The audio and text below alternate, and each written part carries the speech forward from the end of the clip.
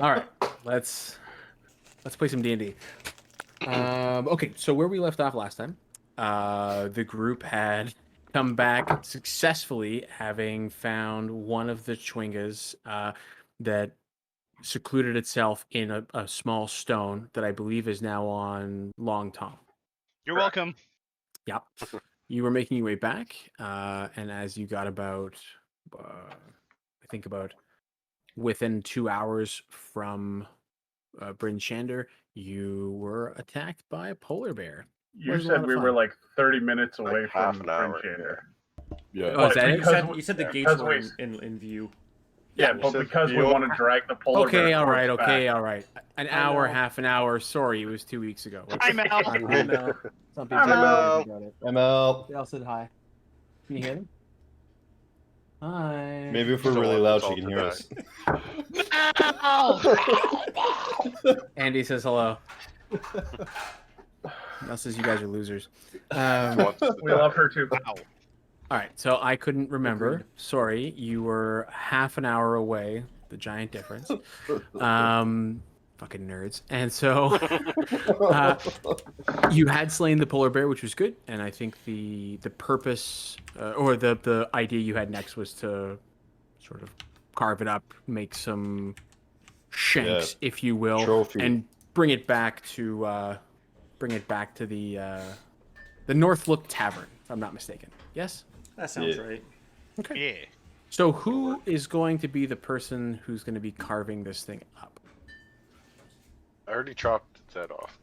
Yeah, Sure lots of enough. good head meat there, which is good. But you've got a giant polar bear carcass. You can't just sling that thing over your shoulder. Polar bears are not exactly the smallest of creatures. See how big I am? I thought Darnock and I were going to drag it Yeah, we like were a dragging it. team effort.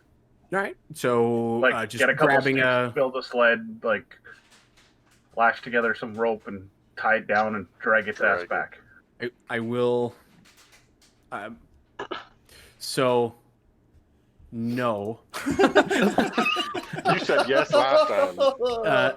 No, sorry. The dragging it back, yes. The find a couple of sticks and build a sled, no. Not a sled, like a stretcher when you drag So somebody wounded back kind of thing. I am going to bring you to the map of this place really quick and remind you that We're short on vegetation. you're short on timber in a very significant way. So you're about here, right? You all see that little pinger? Slowly. Yeah, Oh, it's sorry. thinking. So, Sure, not there's exactly. There's a stick around. There's a swig of grass that the Darnock is able to lash around the entire polar bear and start pulling. No, okay. So you all have enough rope and such. So just making sure you're using the tools and resources you have with you. You can definitely lash a piece of rope to each of the bear's front paws over your shoulder and start dragging through the snow without too much difficulty. The polar bear's fur will actually allow it to drag over top of the snow reasonably easy. So as you arrive back in Bryn Shander, I'll bring you over to that map really quick.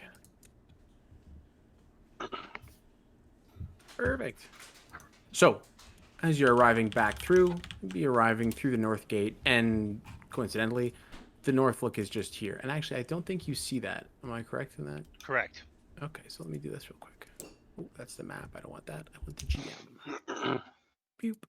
And layer, map layer. Oops. Nope. Let's do this. Layer. Token layer. There's an Big arrow. arrow. Yeah, hold on. Hey, I gotta do something really Heyo. quick. You are here.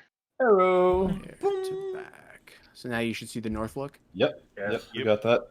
Super. It's weird they don't default the maps to the back, which you would think. There, okay. So the Northlook is literally just here. It's the first giant building on your right-hand side as you start coming to town. So you drag this thing in, slam it down on the table. Let me get Bryn Shander back open here. The Northlook. So as you walk in, I forgot this guy's name was Scramsax. Yeah, Scram Sack. I also had Scramsax that joke this morning.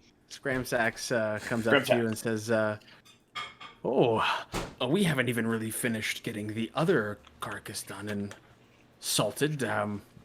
Polar bear meat. This will be interesting. Okay, well, bring it into the back, you two. The two of you come along the back and out the corner of where you are sitting. Around the corner comes... What was her name? Danica. Danica comes running around the corner and looks at the four remaining of you, at Moirin, at Hao, and Ulari. I was going to say Iluru. And Long Tom, and says, "Did you find anything? Tell me you found something. You're back already? Yeah. Of course. What did you find?" I excitedly reach into my bag and pull out the stone, but it's just a stone. It's right here. Look at it. No. She gives you a really super puzzled look, like I don't really understand. Well, just give it a second at us. Come on, little buddy. Staring at it. The stone sits there. There's this awkward silence in the bar, and as this is happening, there's patrons that are sitting around you, all watching the bar in the evening. They're all just kind of like, what are they doing? What was the stone gonna do? I swear it's inside the stone. The creature is timid. Aren't you guys the experts? What's going on? It's in this stone, I promise. So she looks over at Torlu and asks if you have the lantern. I have the lantern still on my shoulder, so I pull it off and I hand it to her. Yeah. So as she takes the wrapping out from around it, the light shines really green. She gets super wide-eyed and looks at the stone and sort of grabs it, snatches it out of your hands, Tom, and just kind of opens it back up and looks at the stone. And you can all see, because this is not a super tall person, but maybe the dwarfs can't see. What's going on? You just see, the stone, and I'll just use this as a little prop or whatever. So you can see the stone sitting in her hands, and she's looking at it. And from the stone, just the head of this thing just kind of pops out and kind of looks at her, and she shrieks in delight. She runs back into the kitchen where Scramsax is, and they've started Scramsax and Darnock are kind of starting the butchering process behind all of this. And she just kind of screams "I found it! Oh my goodness, they found one! We have an actual specimen of a Chwinga!" And the rock is going all over the place, and the Chwinga's head's kind of side to side, going everywhere. She sits down excited, and there's this grouping of people start coming around the table and looking at it, and they all start nudging you all well, what's that? Well, what is that thing? It's a thingy. It's a rock. It does a weather stone. thingy.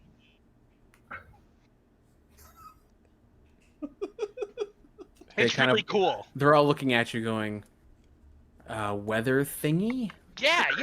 It makes weather and stuff. What do you mean it makes weather? It makes weather. You look at it and then all of a sudden it's snowing.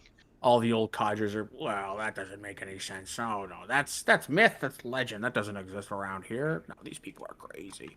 And the little Danica kind of looks over at them and gives them that super mean scowl, it's not a myth. And she shows them with the little head popping out, and the head kind of retracts in just a little bit, so you can just see the eyes popping out. And it's kind of looking at them, and they all kind of stop for a second, and they look in at it going, well, that's interesting. And so all of these people start gathering around Danica, and they all start looking at her. And she kind of looks at at the five of you, Darnock being in the back, and pulls out a little satchel, not much bigger than a dice bag, and puts it in your hand, Tom, and says, this is incredible. This is the only thing that I came here to study, to try and help these people. Thank you so much. And she looks down at the little Chwinga. You now have Tom, 25 gold in the little Ooh. pack. Is that She personal looks- or is that group loot? Group loot, but I mean, Yeah, she yeah, gave you okay. 25 gold. Do you want me to keep track of it? Oh, I will, but Yeah, that's why I asked. okay. Yeah. I have it. And so she begins to start taking out her books, and with a large crowd around her, it's really clear that she spent time studying these creatures, not in the A real northern sense, parts of but the like world. in a. Yeah, she's gone through books. She's seen what other people have said. She's come through Luskin. She's seen them in other parts of the world or seen research on them in other parts of the world. And effectively, she starts going through and trying different things. So she takes like knives and forks, places them in front of the stone, and the Chwinga just keeps on slowly coming out. And eventually she's mirroring to the Chwinga to interact, to have So- dinner, to start acting with it. Am I? Can I see this? Yeah, I Am would I have been. still I behind? mean, Yeah, your okay. your whole purpose was not to necessarily butcher the whole thing, but just to help him So chunk it. I like Yeah. talk to her. I say he doesn't eat. He's like, no. Of course, they're fey beings. They're not going to eat anything. They're creatures of nature. They thrive on the positive vibes of the nature. She keeps They focused on this pretend little to thing. eat. They It don't looks eat over or at- drink. It kind of looks over at you, Darnock, and motions its hand out and points to an empty chair across the way, and just like points again, and look at you. I guess I walk over. I sit down. What about chair? It sits down and it starts to like come fully out of the stone, sit down, and it looks over at Danica, it looks over at you, and just starts to like pretend to be eating and having a conversation with the. See, it doesn't eat. It just pretends. So, as some time goes on, this becomes a reasonably significant attraction.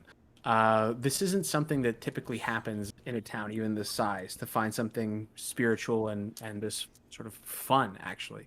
And so, over the course of the evening, the speaker comes in, can't believe what she's seeing. She sits there and goes, "I can't believe you found something like this. This is amazing. These are natural spirits." And as you're all watching, this little creature is taking like little cups of water with its hand, throwing it in the air, and just snow is coming out of it.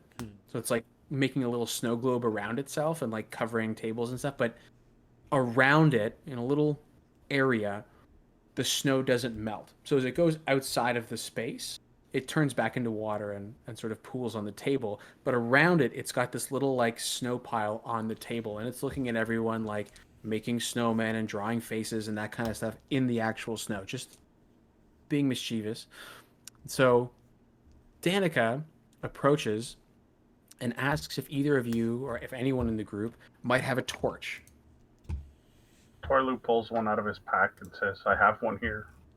Okay. She takes the torch and just rips a little sliver off. Not that she's taking the large, like, 2-foot piece of wood, but takes the little sliver off of the torch, wraps a bit of hair or fabric around, and lights it. Just a little torch like that, and hands it to the Chwinga. And the Chwinga takes the torch and starts looking at it, starts playing with it, starts spinning it, starts like blowing on it, and what it ends up doing is taking the flame into its hand, and you can see that the flame that's in its hand starts spreading through its body.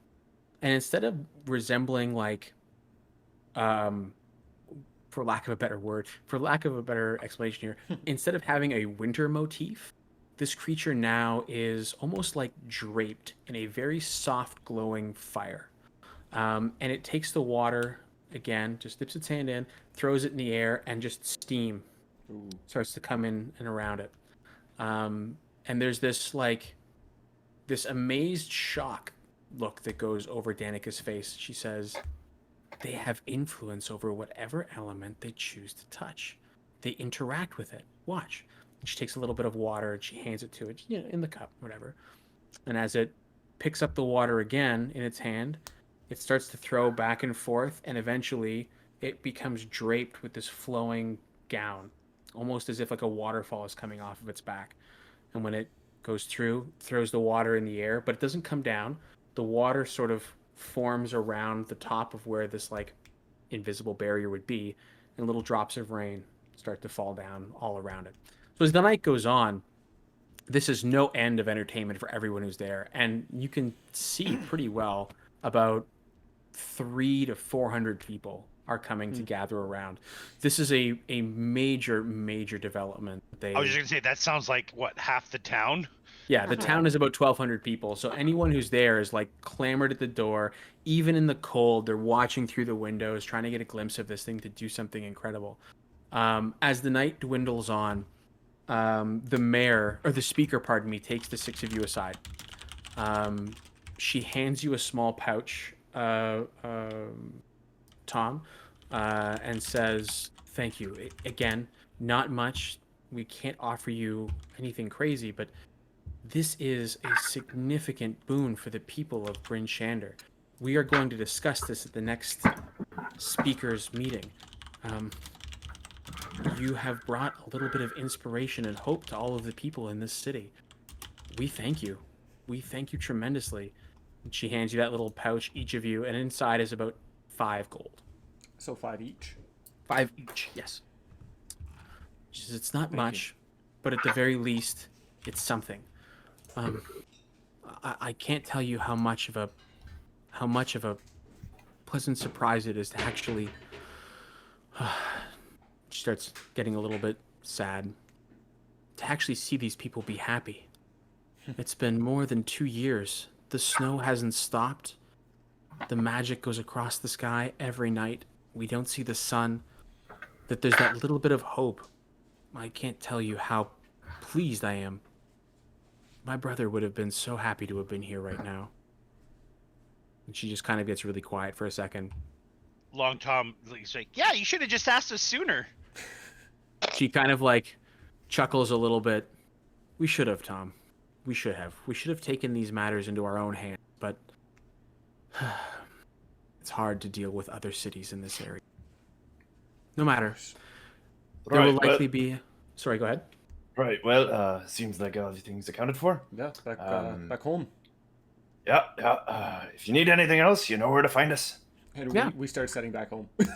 So that's fine. The evening carries on at about 10:30, 11 o'clock. Everything sort of starts to get a little bit quiet. People are heading to bed. The barkeep, Scramsax, approaches you, Darnock, as you're about to head out the door and basically find refuge in like an alley somewhere or outside of the wall where a little hut might be. He kind of looks at you and says, "Well, listen, you've been bringing us carcasses, you've been bringing us food, you've been bringing us supplies, all for ale and a little bit of silver. If you go over to the house of the Morning Lord, there is a room there that we've booked for you. We didn't really expect anything like this to happen, so Danica took it upon herself, Darnock, to go over there and set up a small room for you. You may not be a religious type, but a bed's a bed and a roof's a roof. They'll treat you with respect, and it's a place where you can get a sound night's sleep for the next little while." And so, ostensibly, you have a house in Bryn Shander. Not a house necessarily, but a room within the house of the Morning. You're not living in the wilderness at this point. In the ghettos. I turn to him, I say, "I appreciate it, by the way." And I take out this, like, polar bear head. Where could I get this turned into a helm? Oh, and he kind of like steps back. And I'm just course. holding it, and it's kind of like dripping a little bit. It's like, of course you've got that, don't you? Well, I think the only thing that you would probably want to do is go see the Black Iron Blade smith. Well, he and his wife, his sister should be able to fashion that into some sort of helm for a couple of silver, I'm sure. I appreciate it. So, as you head out, right now it's going to be closed, but you can definitely go there the next day. Tom and Torlu, I assume you're heading back to your place as well. Yeah. I kind of go over to Danica and ask her, what is happening with the little one tonight. She kind of looks at you and says, I think he's going to stay with me. She kind of looks down, and they seem to have formed a pretty significant bond. The two of them are together. So I reach down and put my hand out to the little one and kind of go, "Good night, spirit." And you steal it. It kind of it retracts into the stone, Sean, like fully. But as your hand is like, close to the stone, you see its tiny little like branch arm. It's gone back to its winter look. Kind of reach out and just kind of like poke your hand and then withdraw.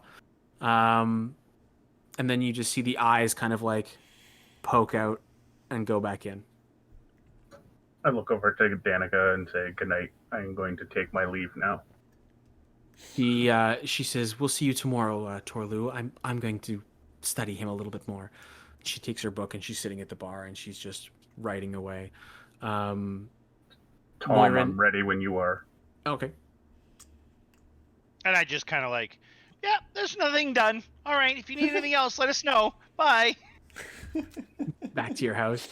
Moirin, you have a room that you've taken at the inn, at the Northlook Inn. So as you head upstairs after a couple of glasses of ale, what would you be doing? And if you just want me to like skip over it for tonight because of the cold or what have you, just let me know. Say nothing if you want me to move on. She said something in the chat. Oh, did she? Sorry. In general? Yeah. Please, I will just be acting commentary. I'll just be acting commentary. Okay. I'm just gonna go write her book. Okay. Yeah. So Moirin, kind of like a fluster with this new story that she can write, she heads upstairs and starts penning the adventures of the six of you. And this strange group of 4 people that came into the bar and sort of like proposed that she join them out of nowhere, documents and chronicles, and sort of falls asleep at the end of the night laying on her quill and on her parchment. And then last but not least, Hao and Ulari, you head back to your place. What are you doing before bed? Oh, it's been a while since we've been out of town, eh, Larry? It felt pretty good. Yeah. Not gonna lie, felt pretty good. Those 2 new ones, they can handle themselves. I know it's rare to see that kind of abilities up here and up in the north. Yeah, we might be able to do something with that. I think we might. Maybe we should approach them, and I don't know. Yeah, I'm on the same page as you. All right, have a good night. Yeah, you too. We just close the doors next to each other, I guess. We're Yeah. bunk beds. when I'm in my room, I thought you said bunk beds. I Can we take have out bunk beds? a leather tome, Yeah. and start writing in my journal the different events. Oh, just so documenting the things that have happened. Documenting the things, but in particular the vision as well, and it's just keep everything documented. It's a new design for an internal crapper. Yeah, the ones they have in Bryn Shander are modern, but modern is basically a tree stump at this point. Okay, so a couple of things are going to happen here now. So I'm going to go through a couple of things with each and every one of you. So before you just willy-nilly choose to level up, your characters do reach level 2, with the exception of Hello. You do not reach level 2. Okay. And Torlu, you do not reach level 2. We're going to go through a couple of things with each of you, but a little bit after we go through a couple of things. We didn't hear the first person. How doesn't level up? I said no to a meeting Peter asked me earlier this week, and he's punishing me. Yeah, enjoy being level 1 against Ariel. Yeah. What do you do, Torlu? So, Tom, I would assume that over the course of the evening before bed, Tom's a pretty high energy guy. Yeah. And so there's like that window of exactly 8 hours that he gets sleep, and then it's like you're wired right up until that point. You go to bed, and then you wake up like thoroughly wired, ready to go. Yeah, that sounds about right. So in the evening, I would Amazing. assume you have like your Just like tinkering and doing Yeah, like you've got a little cask of something underneath the desk, and it's kind of at one of those points that you have one of those like aha moments where you're fiddling around with something that you've been working on for a long time, and just sort of the inspiration of the day's events or the last couple of days events sort of like lightning bolt in your brain. You start drinking just that little bit too much, but it's just the right amount. And you make a breakthrough in some of the work you've been doing. So your level up, what kind of artificer are you looking at becoming? Is it the artillerist or whatever? The gunner? The gunner? Okay. Or whatever the heck he is. Yeah. So you're sitting working on a couple of inventions over the course of the evening. One of which was like this stationary little turret. The other was like this almost retractable little like cannon you can have on your arm that you can summon. And you kind of put together all of the magic that you've seen, like the elemental parts of it, and you just have this massive breakthrough where you're able to now summon these things at your leisure. Hooray. Hooray! Eureka. Darnock, after months and months and months of sleeping outside of the city walls, either against the snowbank or against a wooden tree, a brick wall. Sorry, a brick tree, yeah, a brick wall, or just taking refuge in your sleeping bag over the course of evenings, sleeping in a bed, specifically in the house of the Morning Lord, is kind of like the first time you've ever actually gotten in the last couple of years a real night's sleep, right? It's always before you're kind of like on edge because if something attacks you, if something comes after you, you're in the wild. You have to pay attention to this stuff. That first night of sleep that you get is exceptionally invigorating. You sleep like a rock. And when you wake up, you feel this new sense of strength in your body. You feel like you could swing your axe and cut down the world if you wanted to. So you reach level 2. I can, believe me. You reach level 2. Moirin, the evening and the previous couple of days' excitement, and kind of that ability to get over your writer's block, you start penning this fantastic recount of the couple of days' events. And it's not that it's anything fantastic, but it's something for you to focus on. It's something that you're intently remembering every single detail and describing the Chwingas. You're writing like the Lord of the Rings of this 2-day adventure. Where Lord of the Rings was like a 14-year adventure. This is like 2 days compressed with that kind of detail. You pass out about 5 minutes away from finishing this. And over the course of your sleep, you have these visions of your patron. And I'm not going to tell, because I don't recall if everyone knows who your patron is. Suffice it to say, you have these visions of your patron at a table writing at the same time. And as you wake up in the morning, you feel this sense of like purpose, resolve, strength. And as you look down, the ending of the story has been written, but it's not in your writing. So there's a very distinct difference between where you fell asleep and where the pen kept going. Who did I miss? Okay, wait. Yes. So, should you want us to go ahead and do our level ups now then? If I've gone through you, yes, you can actually start doing your level ups. Yes. No idea how to do that. So Conrad, I will Ulari? walk you through that in your just a little bit. Yep. Ulari. I have a question. I Yeah. know it. My character won't know this, but the ending of her book, is it accurate or is it like an alternative ending? Oh, questions you would not know the answer to, and questions I'm not going to give the answer to unless Court asked wills her. it so. Okay. But I don't think Court's going to be saying anything anyway. Court, in the general chat, you can just yes or no. Would Moirin be someone who would share her writing with like people and prior to it being like finished? You know what I mean? Like, yeah, okay. Once it's done, it's like thoroughly reviewed, then I would. Perfect. Make him wonder. Okay, good. Perfect.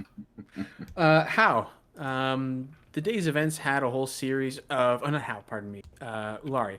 The day's events had a whole different kind of toll on you, with a vision that you had with seeing people start using magic that you have read about in books with your family in terms of there being a few people who are magically oriented, your brother being one of them, obviously. As you kind of wake up from the night's sleep, you find that book that you always read. It's a book of spells that's sort of like on your chest. You kind of have this better sense of magic. I know you don't get your archetype at this level, but seeing people use their magic, seeing people actually like interact with natural spirits, the idea of there being more than meets the eye to some of what's going on around you kind of makes you start going back through again and dedicating some time to whenever the day is starting. In your pack you're adding a couple of extra books. So even if you're going to see the blacksmith, even if you're going to another place, you always have a couple of these like standard primers of wizard based magic with you, as that love has kind of like rekindled. Time for the fun ones. Let's So go. how about the two of you roll me a D100 just for S and G's? How 76? Ooh. Oh, Ooh. okay. So how Hey, you have the choice of going first or second. I'll go second. Okay. Sean, Yep. you have the choice of making it public or making it private. That Let's is, go the private. characters won't know, but your players will. Yeah, let's go that Torlu would be keeping this private for now. All right. Okay. So I'm gonna jump down into your super secret special plan. See you in a minute, guys. Ba-dum. I'm gonna try to find a snack. finally, he's gone.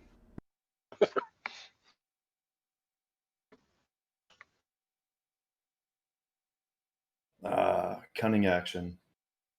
Yeah, see, I gotta wait. I gotta figure. I don't know how to level up. There's so on your character sheet, there's a little cog on the right side beside like your spells character sheet Yep. thing. So if you click that cog, on the bottom right of that, you'll see a Charactermancer +1. Launch Charactermancer +1. Launch level 1 character mancer. Nope, not No. that one. Not that one. Below that, right below that. Launch Yeah. level plus Yeah. character That's mancer. it. Okay. That's it. Click that. Yep. And then that'll get you started there. Okay. Just yeah, make sure you take the average, not roll for your HP for the first Yeah. At like, least in the 3 or 4 beginning. levels. Yeah, you can really fuck yourself over, especially as a barbarian. If you get a Cunning 1, we're all screwed. action. I don't even know what you mean by that, but okay. I'm just gonna read this quick. But yeah.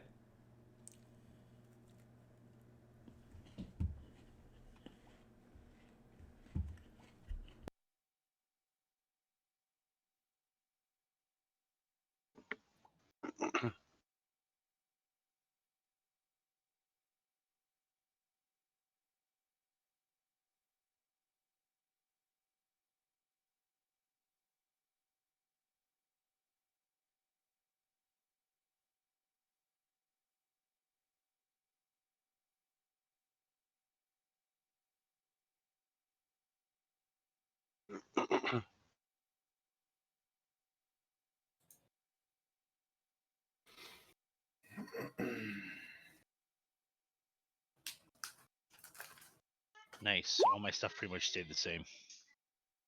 I just learned how to make magic things. Yeah. Yeah. You And got I a got lot. more HP. You get a Learned lot it of from the things when Tringa. you get level 2. I think the majority of your features kick in at 2, don't they, Andy? Well, no. So all I do is like what I get at level 2 is infuse item.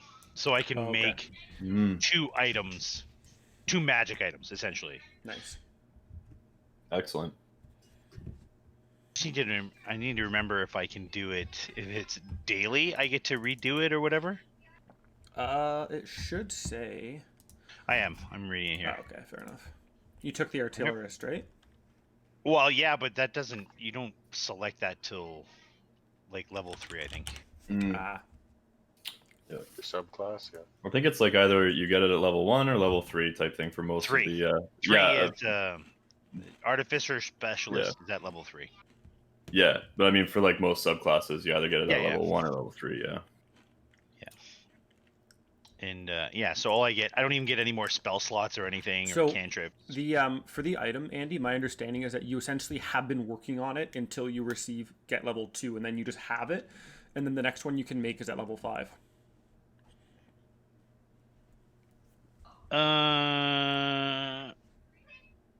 You are assumed to work on this item in your leisure time and to finish it when you level up. Now you just have it. Yeah, so my understanding of it is up to this point you've been working on a bag of holding or whatever. And then you just have finished it tonight kind of thing. But that'll be up to Peter. Infusions known. When you gain this feature, pick 4 infusions to learn. You learn additional infusions of your choice when you reach certain levels in this class, as shown in the infusions known column. Whenever you gain a level in this class, you can replace one of your infusions you learned with a new one. Wow. Whenever you finish a long rest, you can touch a non-magical object and imbue it with one of your artificer infusions, turning it into a magic item. Infusion works only on certain kinds of objects, as specified in the infuser's description. If the item requires attunement, you can attune yourself to the instant you infuse the item. If you decide to attune to the item later, you must do so using the normal process. Your infusion remains in an item indefinitely, but when you die, the infusion vanishes after a number of days equal to your intelligence modifier. You can infuse I was more than looking one at the wrong one. non-magical object at the end of a long rest. Maximum number of objects appears in the infused items column on your artificer table, which is 2 right now for me. Which is 2, yeah, until 6th. You must touch each of the objects, and each of your infusions can be in only one object at a time. So I can't like double down on a single object. No. An Not like I object do can in bear every more than one RPG ever. If you try to exceed your maximum number of infusions, the oldest one ends and the newer one applies. So you can switch between them. Like if there was 2 different things you wanted. Like if I wanted to make one like a arcane focus on my crossbow, and then I want to flip it to like the other one is repeating shot. So I basically get to shoot my crossbow without having to load it, and no ammo is needed, and it's +1. Nice. With this rest, I recharge my hit points, right? That's correct. Yeah. 1 second.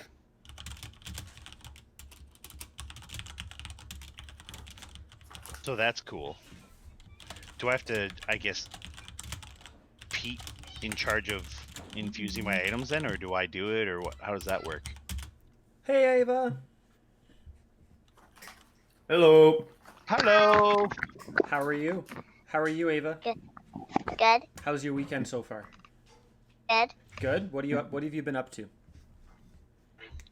Good night. What were you doing? Oh, I said good night. oh, good night, Ava. Good night. Okay. Good night. Bye. Bye. Good night. Nice. Yeah. Oh yeah, my That's rate funny. resets. What were you up to? Good night. Okay. Yeah. All I right. don't know. All right. They were watching a movie or something. I don't know. Oh, I was nice. like, just say good night. Go to bed. Nice. Oh yeah. My rage Oh, right. reset. Yes, that's what it was. I was going to change Firebolt because I can now imbue my crossbow with unlimited ammo +1, all that kind of stuff. That's what it was. Oh, and make it magic, eh? Yeah, it changes the That's damage so type. cool. So That's that I so cool. So I can take away firebolt now. So I don't need firebolt because I can just shoot my thing unlimitedly. Hmm. Oh, it makes you don't have to use like arrows for it. Yeah. Yeah, check this out. That's crazy.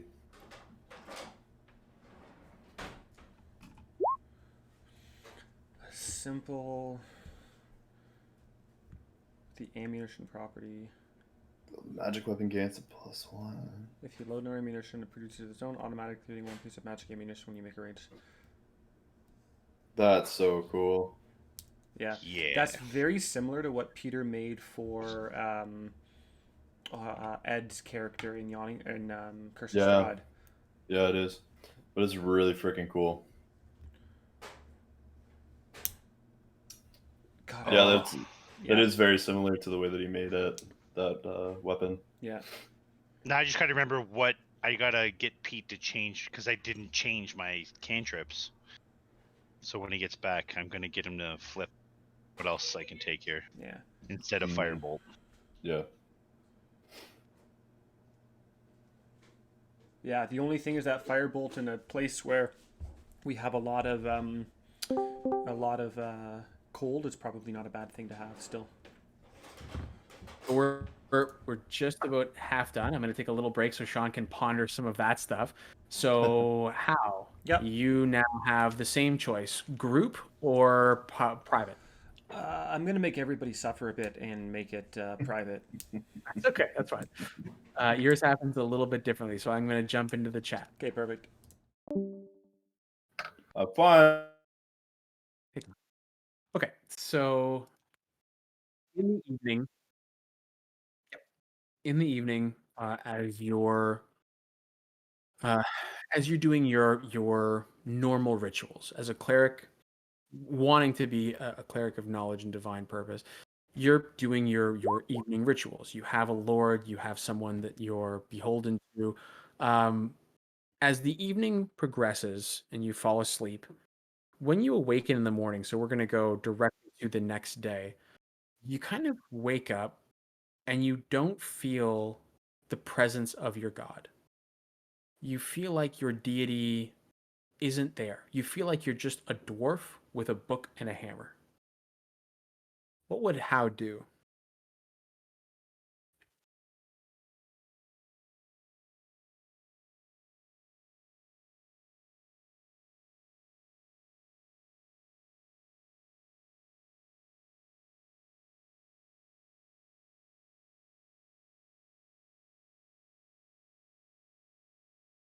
Okay.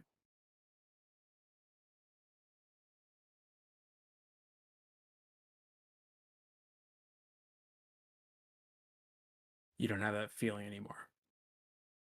Okay. What would he do in that situation?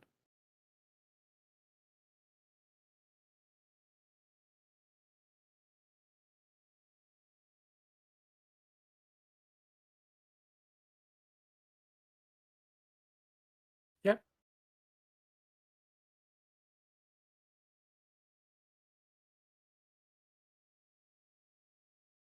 Okay. Yeah, very easily. So as you arrive at the house of the Morning Lord, give me 2 seconds. You walk in and you are greeted with the normal greetings of the local retired adventurer named Mishan, who is a human priest. Now you know that he is a priest of, and I'm gonna horribly mispronounce this, a Manator, Amaunator. Um, and you know very well that the Morning Lord is not a Monitor. It's Lathandar. However, in his mind,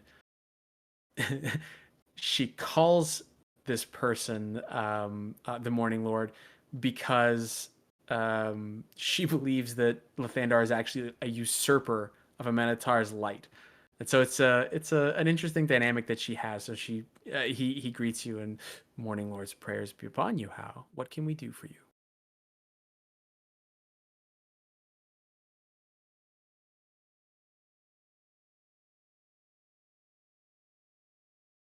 There's always a place to pray. There's always a place to reconnect to your deity. Have a seat wherever you'd like and do whatever ritual you need.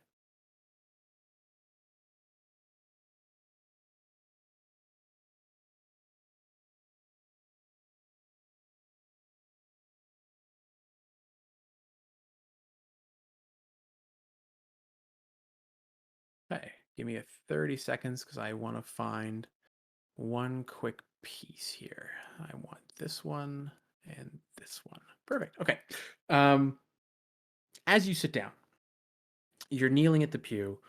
There's self-contained little areas of prayer because Misha knows that you need your own personal space and that there isn't room in the north to to talk ill of someone else's lord. He has his beliefs, you have yours. They may not jive, but it's a small community nonetheless. He leaves you completely alone, and there's not really many people in the church at the time. So as you begin your ritual and you sit down to pray, you start to feel cold. You start to feel like, yeah, even though you have all of your warm clothes on you, you start to feel really, really cold. Like your body temperature is dropping at a rapid rate. What do you do?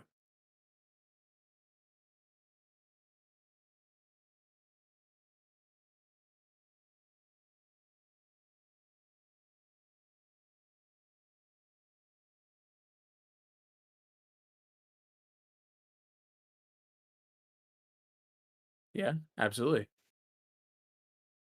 Okay. Your body starts to shake and quiver.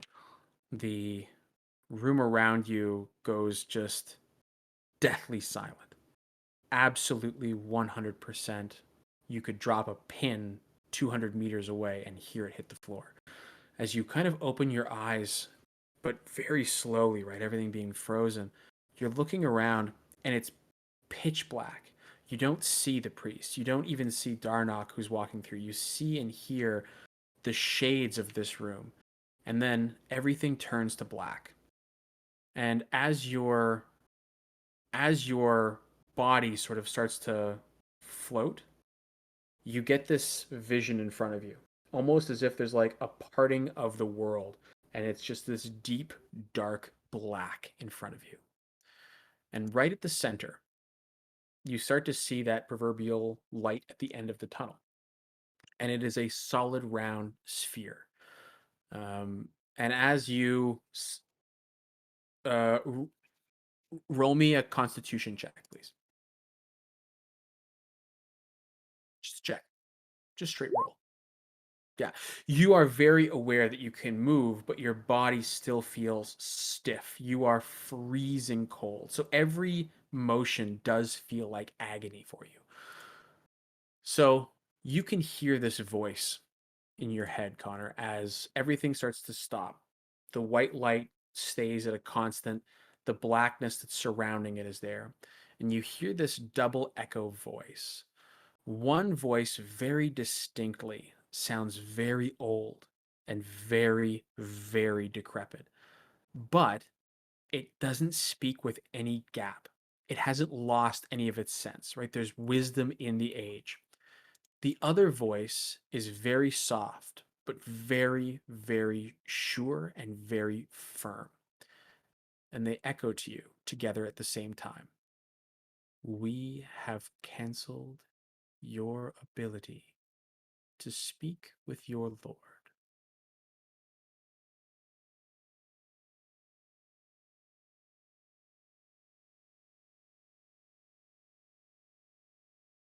You don't recognize us. Maybe you are not the one.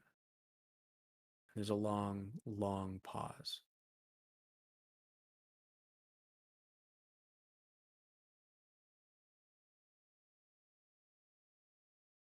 Roll me a history check, please, at disadvantage.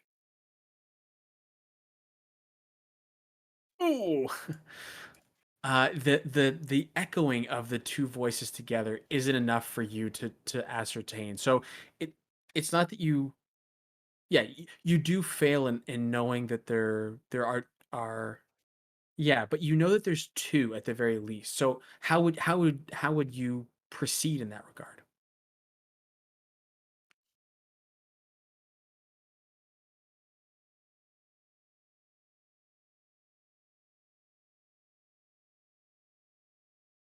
But as you start walking towards the light, Connor, the voices, oh, you are making the right decision.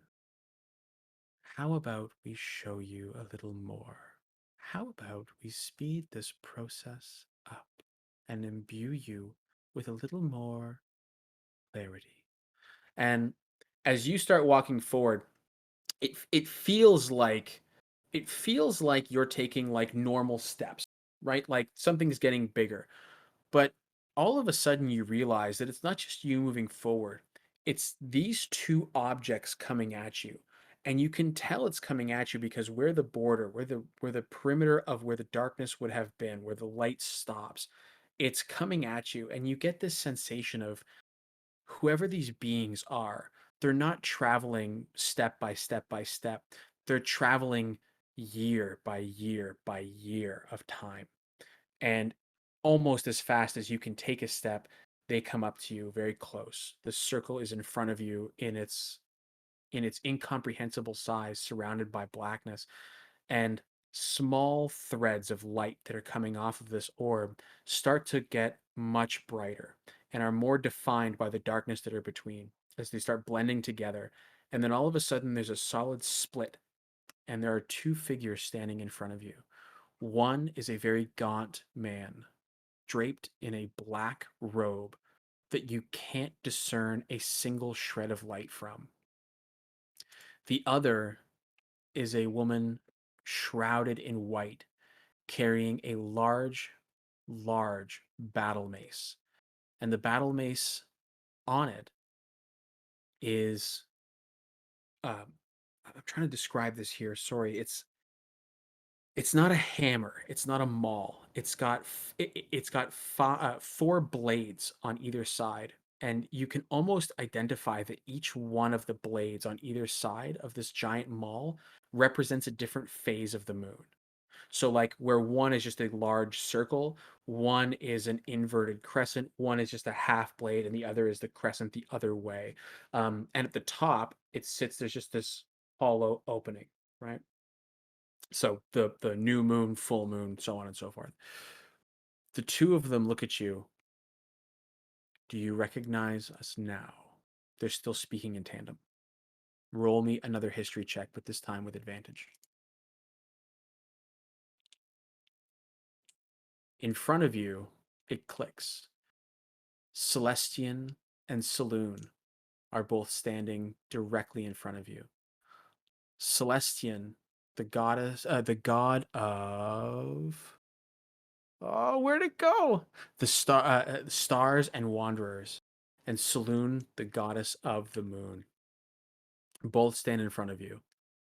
We would like to imbue you with our strength, small one.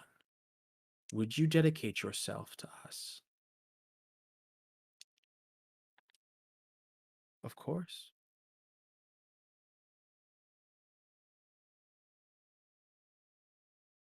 Your brother. Which one?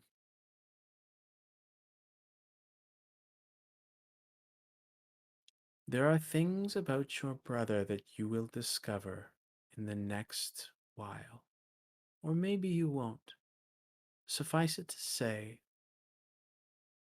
your brother is going to be whatever he chooses. Okay is a matter of his choice. We are imbuing you with this power because of some of the choices you have made and the dedication you have to deities and the pursuit of knowledge.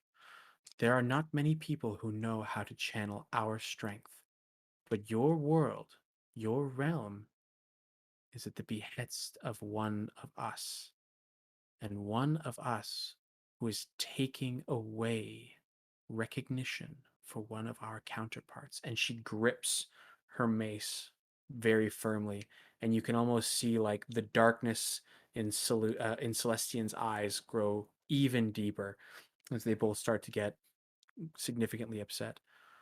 Auril is tapping into magic that cascades nighttime across this land. She mocks us. She, the lesser deity to us, mocks us. We control the twilight. We control the darkness, not her. We are calling on you to put an end to her mischief.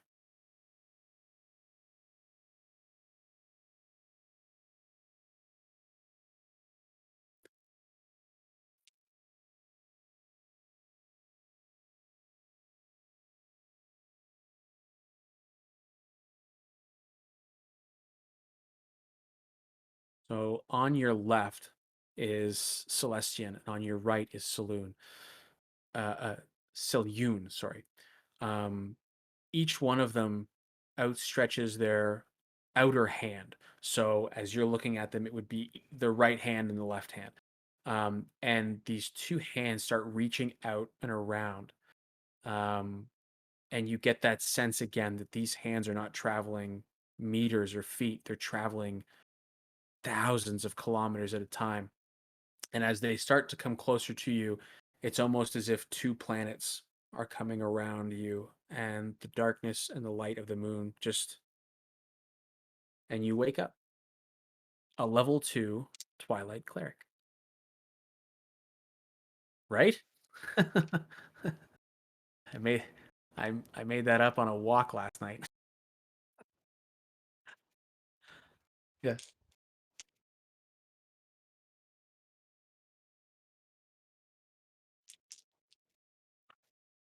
I appreciate that. I would not have had any way. I actually probably could have worked it in that it was she played someone you knew for a person is also touched by Twilight. Yeah.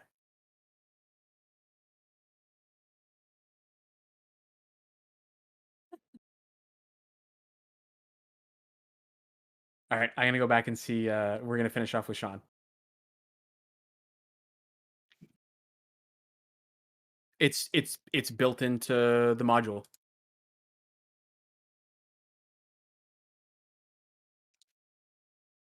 Oh, yeah. If you want, oh, I'm trying to look at here. Hold on a second. Character sheet. Oh, because you are a knowledge domain from level 1.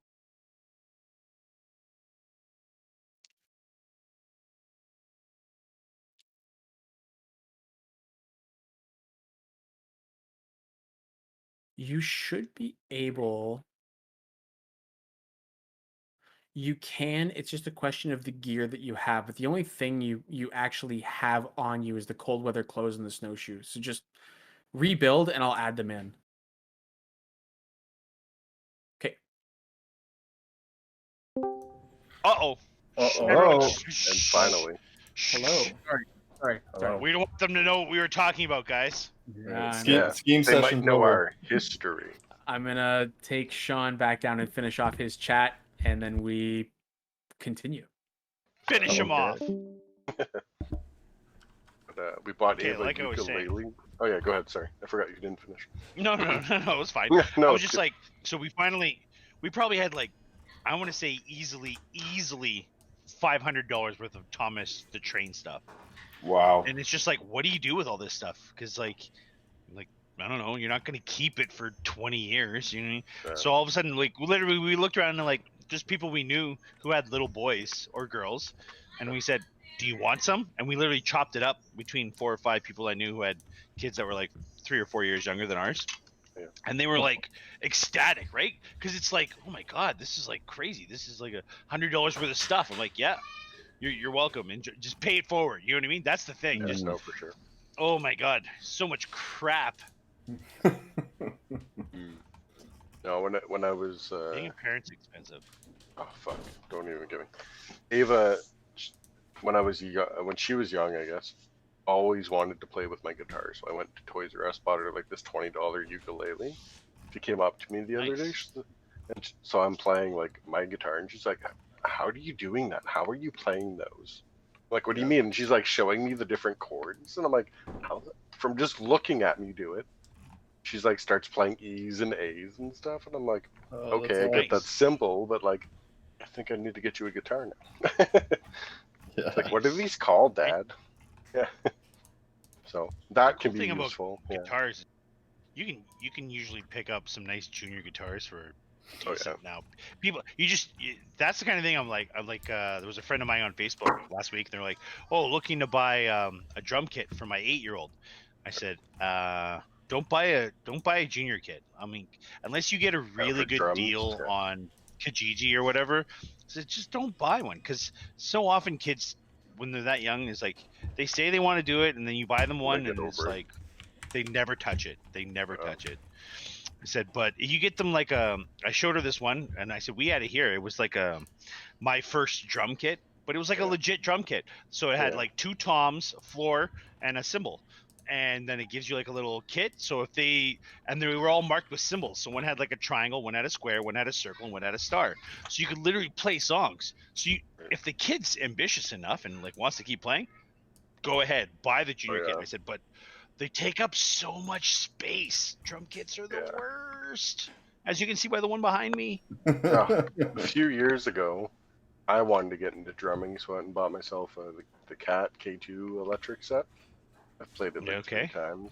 It's still sitting in my basement. But it doesn't take up as much space. So I might be selling that one soon, though. It's a great set. When I met it's my just wife, I don't play it. Yeah.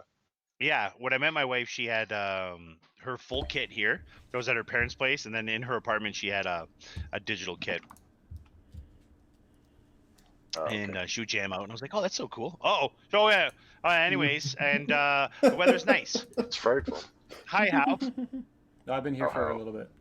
Ah, Wow, no. That's okay. Heard all of our schemes. It's a great great kit. And it just sits there. I couldn't get I don't mind playing drums, but it's not like a guitar where you're like I can play a song. You know.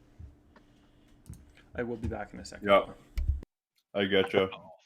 Okay, now we can shit talk them. It's one of those things. At one point, I had a guitar, a bass, a drum. Everyone Had one of everything. Yeah. these things that are happening. Oh my goodness. Okay. Connor ran away. Did Darnock? Did you get a chance to level up? Yeah, it was Okay. next. It worked. No. I was For just barbarian, it was easy. I Sorry, forgot go to ahead. decide whether or not I wanted to switch out one of my spell speed. I remember we were talking about, and I'm just trying to debate whether or not I want to switch my firebolt for guidance.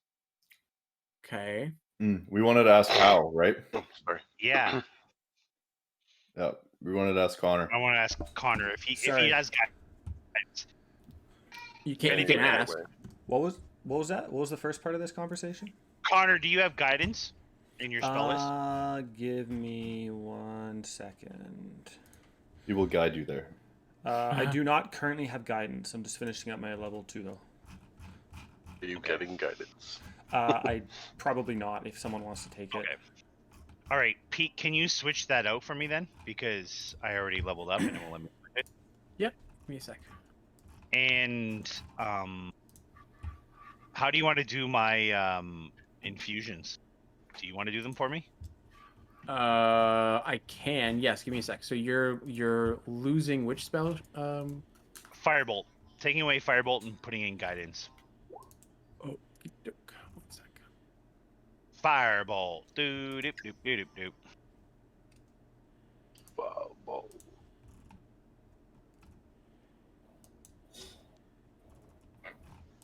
Okay, and the core. Firebolt is gone. So I was just going to say I'm going to use for my 2 Infusions? infusions. I was going to use Repeating Shot on my light crossbow. Okay, what's the infusion do? I put it in the link Oh. here. So it's +1 to bonus to attack and +1 to damage rolls. and then no ammunition needed. Makes One. magic ammo. Plus Does that mean I can one. just? Does anyone need my 20 crossbow bolts? Because I don't now. Maybe I should keep 5 of them just in case. Good idea. You can throw them. Just want to make sure this works. 4 dex plus your 1 modifier, which is good. And the other one I was gonna do was enhanced defense on my scale mail.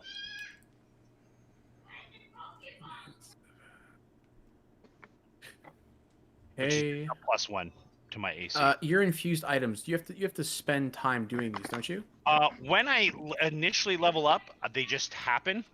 If I change them and I don't select them at the same time or whatever, then I have to do it the traditional way. Want me to read it to you? Here, I'll read it to you. You ready? Yeah, go ahead. Oh, that's spells. Where is it? So it says here, whenever you finish a long rest, you can touch a non-magical object and imbue it with one of your artificer infusions, turning it into a magic item. An infusion works on only certain kinds of objects, as specified by the infusion's description. Duh. If the item requires attunement, you can attune yourself to it in the instant item later. Yeah, so you infuse it. See, so If what? Sorry.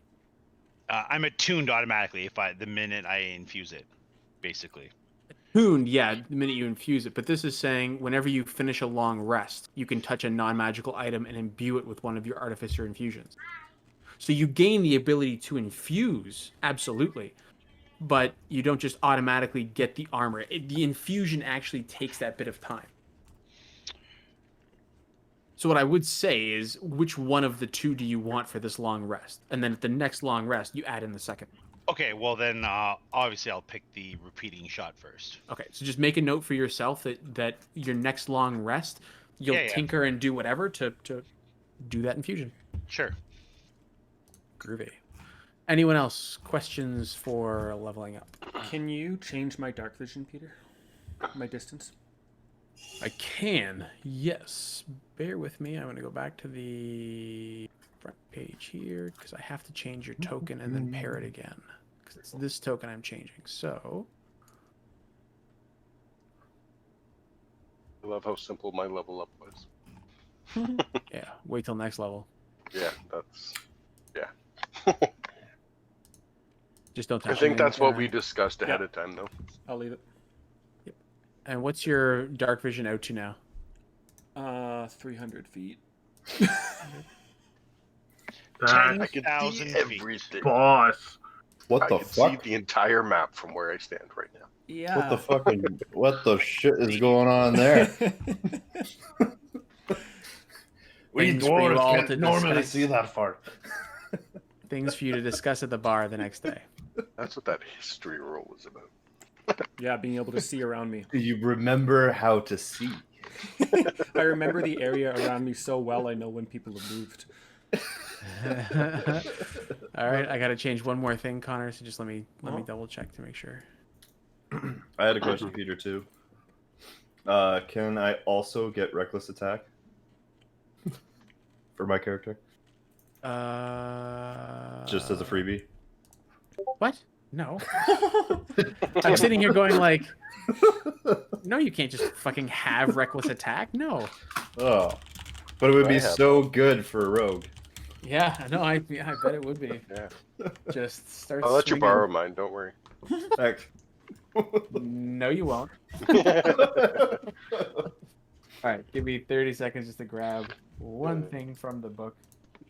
So I want to find the little table that I need.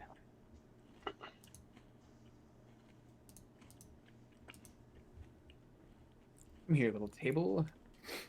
Character backgrounds. There they are. Okay. Did everyone get a chance to level up? Everyone's good? No other questions? Court, say absolutely nothing if you're perfectly fine. Blip, blip, blip, blip. She's typing. See everything. Good. He Okay. says- Which I can just look. Never mind. I'm not gonna have them get everything spoiled. I'm just gonna look at your character sheet. Let's see what you got. Ooh, that's a good one. Ooh, that's an even better one. Okay, Cool. Groovy. Very cool. How dare you Uh, bait us like that? Too bad. Deal with it. Get over it. Okay.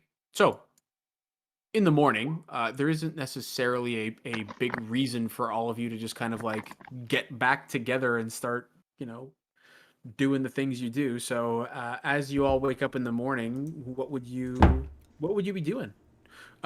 Court, I will assume that seeing the story having finished in someone else's writing, you're just at the bar, kind of like Freaking out. rereading everything through in like that nervous way, just Robot. morning You're drinking to cutting try out, and dude. remember. I can hear I'm him. cutting out. You're just morning drinking to try and figure out what's going on. Doyle rules. I think Discord's going all fucky. Yeah, that sounds about right. I've heard everything been- okay. It sounds like Yeah. everyone's going wacko. Mine's at 28 ms. It's not bad. Everyone's been pretty choppy for me pretty much half the session anyways. Half the sesh. Hey, last time it was you and me who sucked, Peter, so... Ooh. Sucks to you guys. Mine's Okay, so I don't know what anyone's saying. so in the I can't hear morning, any of you. Really? Oh, Darnock is like freezing up there. Yeah, he yeah, froze he's not me. doing good. Give me a sec. The winters of 10 Towns have gotten to him.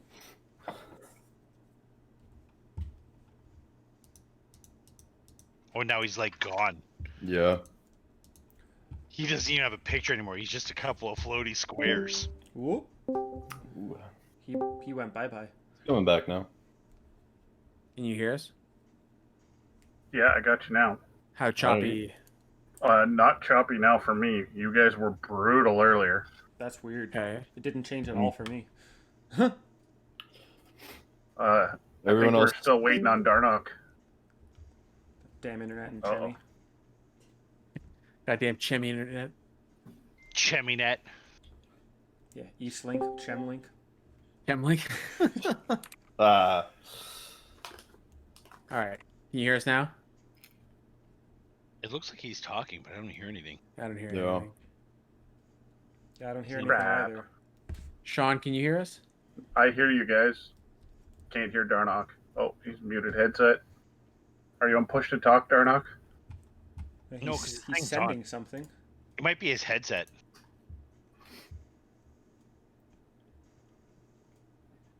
Didn't make a difference. All right. My ping's jumping now too. Yeah, mine's at 32 actually. Oh, mine It's went jumping. back down. Yeah, mine's fine. Okay, hold on. He just jumped out. Okay, so let's do this. Let's take, because everyone leveled up. Let's take a 15-minute break. Okay. And we'll jump back to see if his ping is better at that point. So Sounds I'll good. type him in text. Oh. No, it still looks like the same. Okay, perfect. Back at what, like, just 8:30-ish, 8:32 or whatever. Yeah, let's say 8:30. 8:30. So it's Good. 8:20 right now. So let's just say 8:40, right? 15 minutes. What? Or am I mathing wrong? Your math is 20, 8:35. 35. Wow. Shut up, all of you. I'm just glad I leveled up before I You're did all that. dead. You're all dead. Ah, shit. You're all dead. TPK. Okay, I see you in a summoned bit. Trask. You're all dead.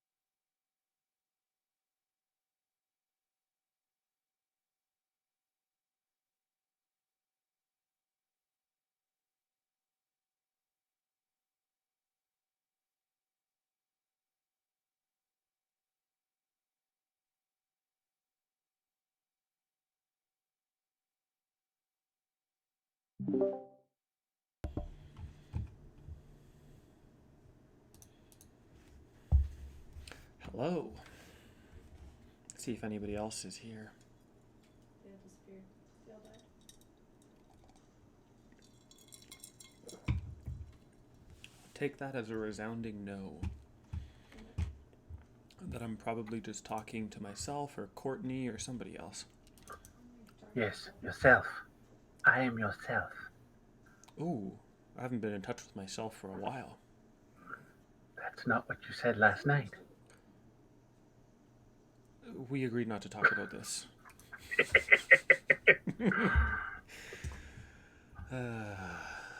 Yeah, we're fucked. I love it. Wouldn't have it any other way.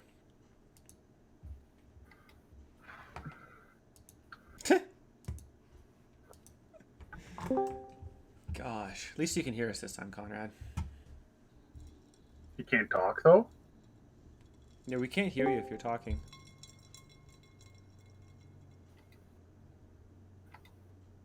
Huh. That's weird. Think someone's got to unplug and plug his headset back in. Change God that. damn Windows 98. I think it's a Bluetooth headset that's wired in through, not wired in this, in through Bluetooth, isn't it? Yeah, we're talking. He can't hear us. What? Then how did... He says I can't hear shit. Are you guys talking? Oh. Yeah, no, fair enough. I guess I shouldn't say yes, we've been talking. Ah. House getting high. Yeah, it's the, like, little bit of the gin and tonic I've had that's fucked me right up, guys.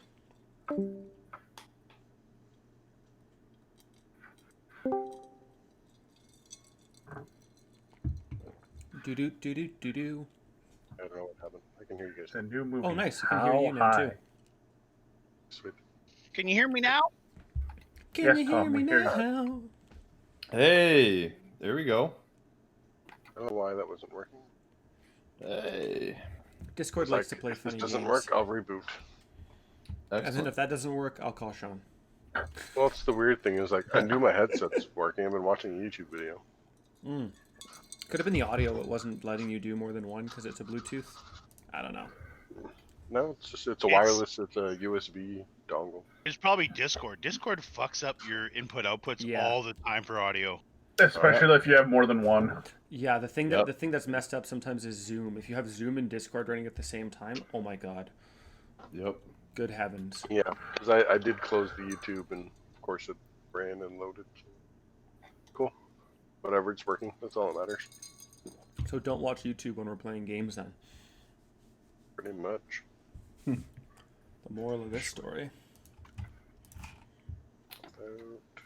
Guys, they saw this bag of Swiss chocolate at Costco, and they're little mini Toblerones.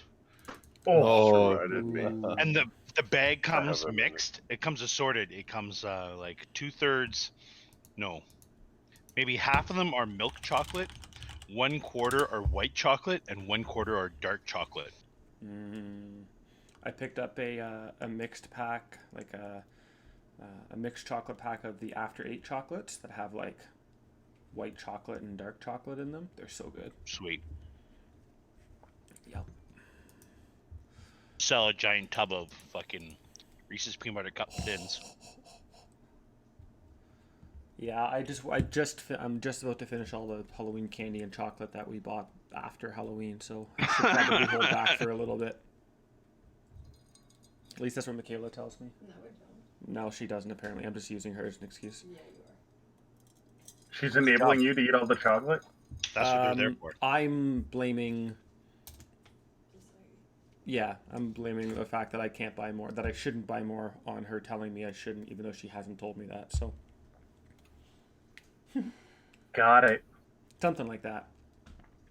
And Peter's late. She can hear what I'm saying too, so she's commenting silently as she plays Animal Crossing. Nice. Yeah. I always forget to buy turnips Sunday morning now. Yeah, you need to buy turnips tomorrow morning, says Andy. I'm on it. She's on it. Nice. I literally, so I had the game. I've had the game for, I don't know, 4 months, 5 Yeah, months. I go through phases. Like sometimes I really enjoy playing it, and sometimes I'm just like, Yeah. I'm bored. But I think different from me, from like Courtney, for example, I just grind to make money. And then I spent all that money upgrading my house, and my house is like pimped out. Mhm. I don't care anything about the rest of the fucking island. Nothing.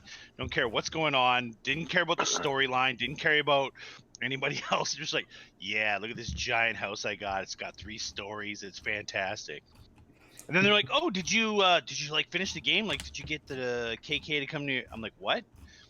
They're like, "Oh yeah, like literally, it's super easy. You just like get 10 people on your island, and then all of a sudden you like end the game, and then you can keep playing or whatever." But I was like, nope. So I did that, I think last week or 2 weeks ago. My son's like all pumped. He's like, "Oh my god, Dad, there was a concert. This dog came and played." I was like, yeah, you're welcome. What game is this? Animal The Crossing. new Call of Duty game. Yeah. Could have been Fortnite. They have all these fucking concerts lately. That's true. I played Fortnite once on my Switch. Oh, I'm so I bad couldn't at figure Fortnite. it out. I finished like 12th, and I'm like, I didn't build a single thing. I was like, Yeah. this is terrible. I can't play this. I'm Like going back to CSGO. the first like 20 or 30 games you play, you could not build a single thing and treat it like a normal shooter, and you'd be okay. The minute you get into like a reasonably ranked skilled met, tier, whatever. you're gonna get crushed. Yeah. I cannot focus on doing the building and the shooting at the same time. Cannot Yeah, do that's my issue. Hello. Like, I don't mind games like Rust or Ark where like you're building and then it's separate from shooting shit. it. Yeah. But So what you guys saying is we're old and we can't multitask properly. Yeah. correct. No. What we're saying is the kids are playing with these modded controllers where literally they have one button Performance and it enhancing does like drugs. 5 actions. Does it for them. There's new stuff in the Mountain Dew that we didn't get. Yeah, I agree. Kids are the Aha, blast. Can you guys hear me? I Yes. play WoW too, Courtney. Can't wait for Monday. Wow. Wow. I heard this expansion is gonna suck. Have you heard anything about this expansion? Or are you just trying to get us annoyed? No, Company worse It's, than the it's Panda. working. Damn it, Andy! You got me riled up. That didn't take much. No. Did you say they're Soon killing as off I all saw, the like- pandas? No, that Yeah, would as be a soon good as I thing. saw People hate the pandas, I fucking was like, pandas. what the fuck is this? Whoa, whoa, whoa. People don't hate the pandas. That's an opinion from 6 years ago. Yeah, pandas are great. Pandalorians. I don't think anyone loves the pandas. How about that? Dude, it was a spin-off of Kung Fu Panda. We all know. Anyways, All right, let's talk about the game that's not a ripoff. right. So, where we left off was, effectively, it's morning. So, aside from how everyone's kind of waking up to start their day, Darnock, as you wake up fully rested and full of piss and vinegar, you actually coming out of the House of the Morning Lord will see How at one of the pews, just sort of regaining his composure from a little morning prayer session. Where would the rest of you be? At the bar. I'm All right. Why aren't I there? I'm just like literally tinkering with my crossbow and the new like how I discovered how to like create like energy bolts, and I'm just like firing them off at everything. Like, oh look at this! Oh look at this! Oh look at this! Torlu's Ew, watching from ew. the floor above, watching Long Tom going, what did he do now? Okay, so you guys are at your place. Court is writing. How and Darnock are at the House of the Morning Lord, and Laurie is enjoying time at the bar. I'm at the bar with my journal, like reading through it, and with one of those books as well. It's kind of like, you know, like a study session type Yep. thing, except like instead of a coffee, it's a beer in the morning. So let's see what what Ulari potentially overhears. Okay. Do you So- want to turn your camera on, Peter? I don't, Okay. actually. Only because I think that's part of the reason my fucking Discord is staying normal right now. Fair enough. So you're sitting at the bar and you are focused intently on reviewing your journal, going through these notes, and it's that cafe mentality, right? You need that noise. And you're not a stranger to Bryn Shander. You're here seasonally every single year for the last however many seasons. But your ears kind of like prick up just a little bit as there's this like constant humming that's going on all over the bar. You heard it on the way to the bar in the morning. How you would have heard it on your way to the house in the morning, or even as early as like 6 o'clock in the morning. Okay. There is this energy in the town right now that is incredibly positive. And people, for the first time in a long time, aren't just talking about the snow, aren't just talking about how to survive. They're talking about the goings on that they've heard in the last little while that they've kind of blocked out, right? They haven't been thinking too much about the goings on of 10 towns. They've been thinking about exclusively their inner monologue, so to speak. And you can overhear two of these just, you know, we'll call them chatty Cathys talking at the bar. They're having their breakfast. And you overhear, well, I heard that in Dugan's Hole, people are living in utter fear of winter. No. Why are they living in utter fear? They say there's wolves that are hunting that have gone totally crazy with bloodlust. They're hunting on the outskirts. No, not the. But what about their children? I don't know, Sally. I'm not sure. But someone was saying that there was a wolf the size of a horse. A horse? And that's kind of where you kind of go, yeah, fuck off, Sally. Wolf the size of a horse. That was in Dugan's Hole. And you overheard that as you were sitting there. Would you mind shutting it up? Trying to concentrate here. You are just the word. Concentrating. It's a beer. Concentrate. It's typical dwarf. It's a beer in You the should morning. try shutting your mouth sometime, and may help you concentrate too. They kind of get up and sit over at a table. They're not at the bar. So the long bar, you would have been at one end, they would have been at the other. They kind of just take their breakfast and head somewhere else. Wolf the size of a horse. Now there's one for you. She's got an arse the size of a horse. All right. So the rest of you, as Ulari is sitting at the bar, overhearing this, that, and the other thing, you're walking through town. Darnock, you come across in the house of the Morning Lord. How?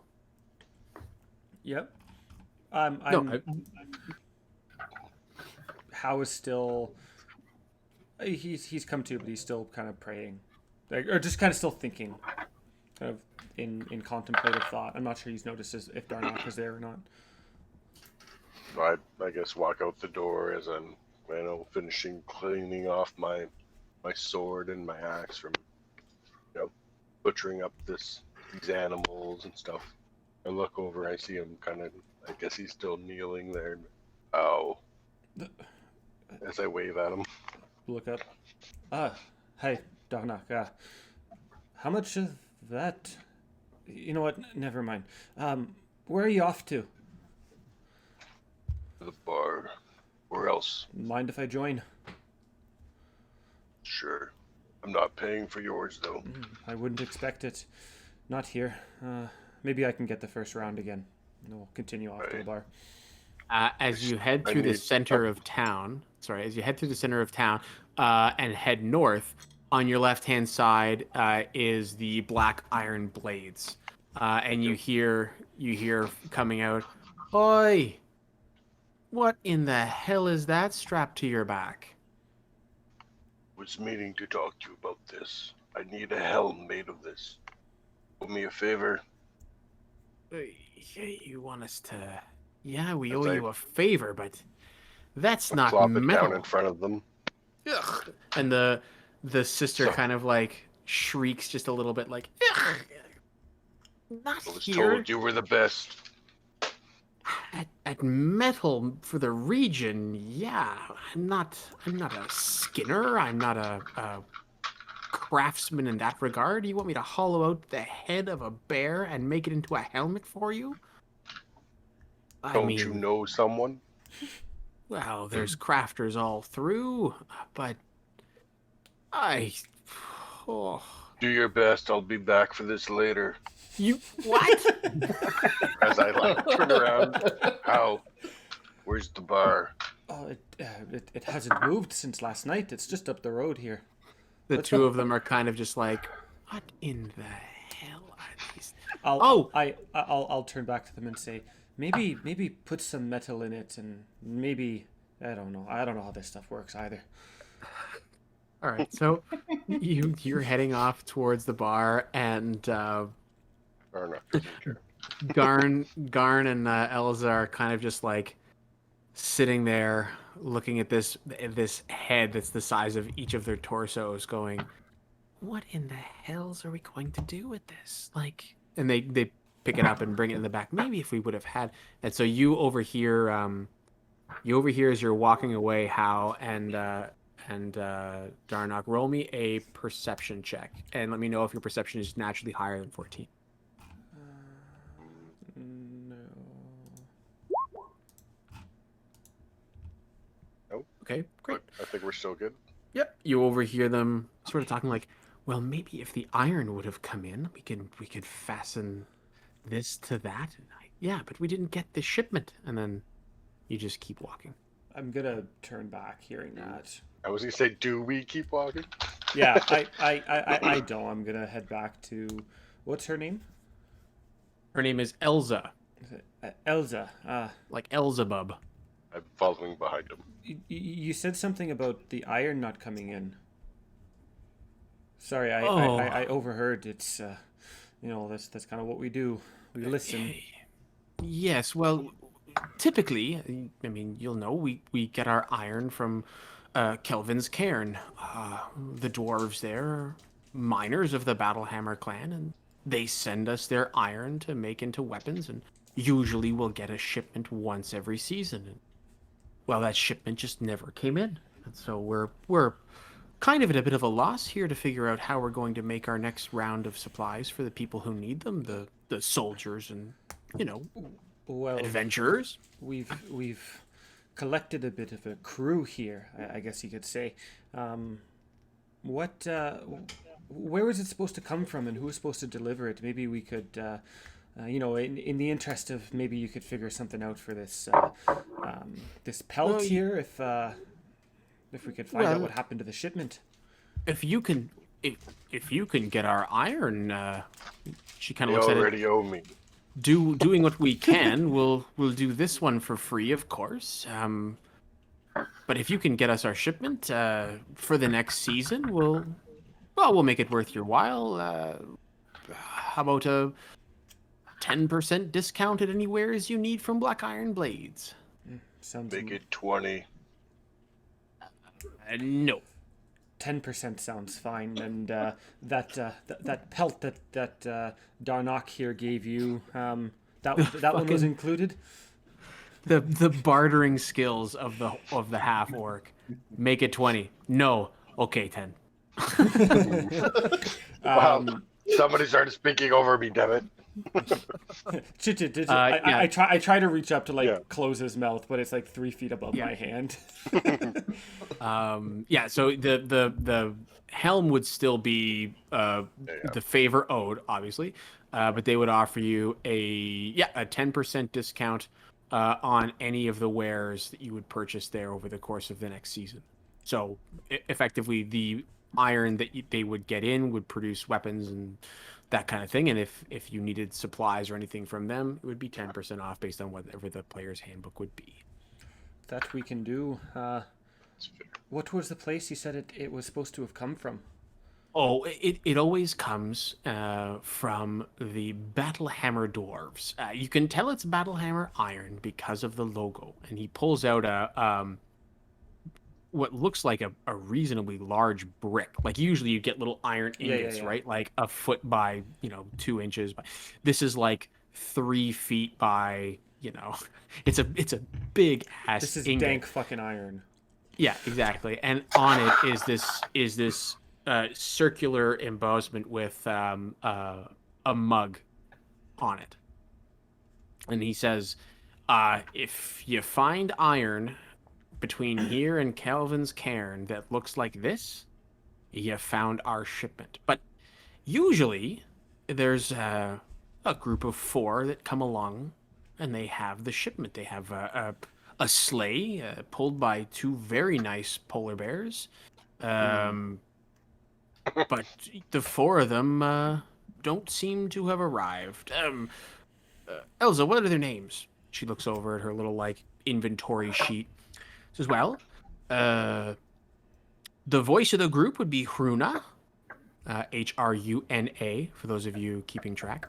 I was just gonna say, who's in Yeah, charge we haven't of today's session? rolled. I was just about to say the same organize. thing. Who rolled what? Sorry.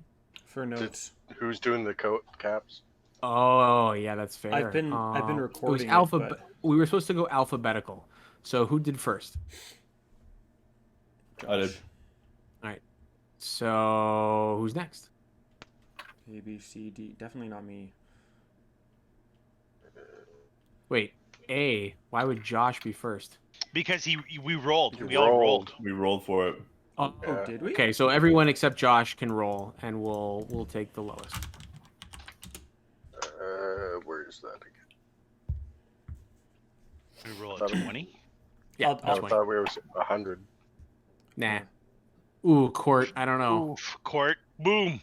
Can't talk. There Gotta you take go. notes. Okay. No one's listening to you anyways. Oh. Torlu 13. Am I missing one? No. Okay, that's it. So Court, you are the note keeper for today's session.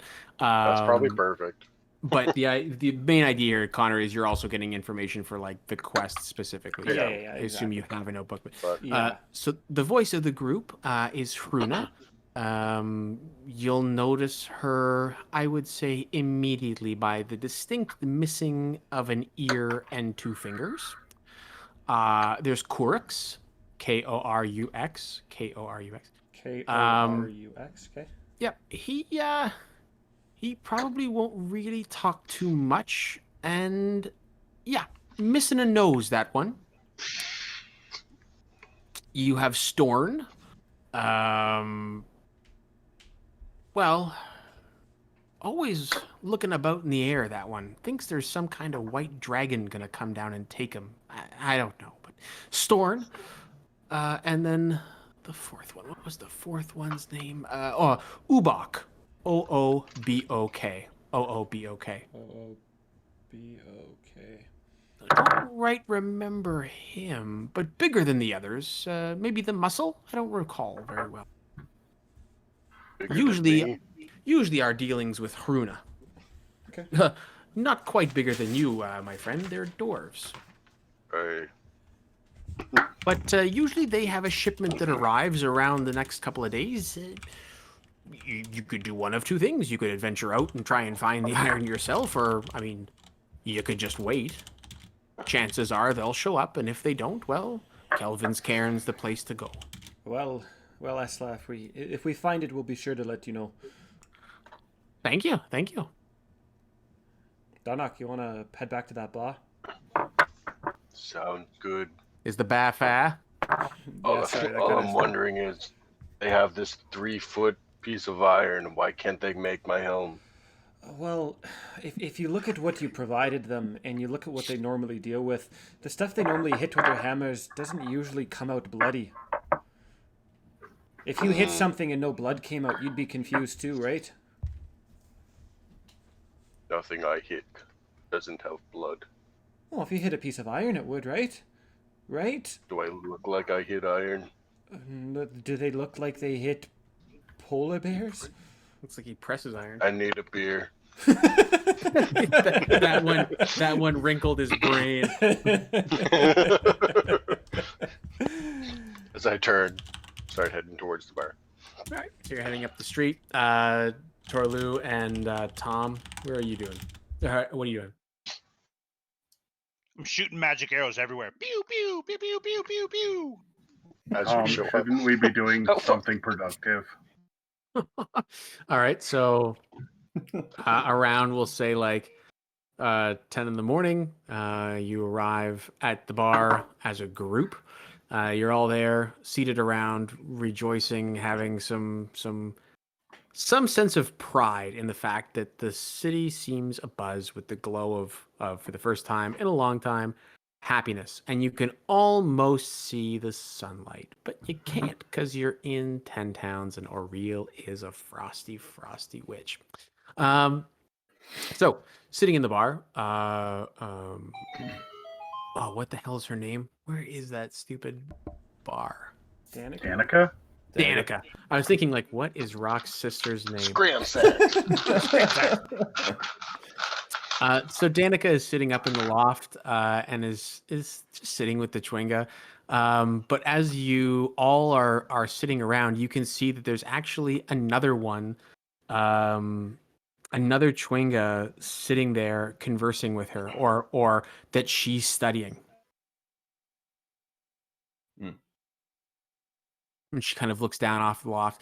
Oh, hey everybody. Yeah, check it out. She holds up the rock and there's two little heads that pop out and then duck back in. It's replicated. Did you make babies?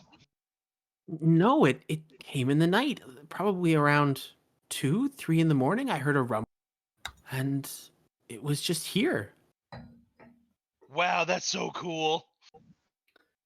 Yeah, I know. They haven't stopped. They just keep talking back and forth and back and forth. But look, and she kind of like points at the table, and the little sphere where the one had like its influence over the weather has grown. The sphere is actually encompassing the table, and on the table there's little mounds of snow. And as they start walking around and moving to different places, you get that sense of where the snow is falling.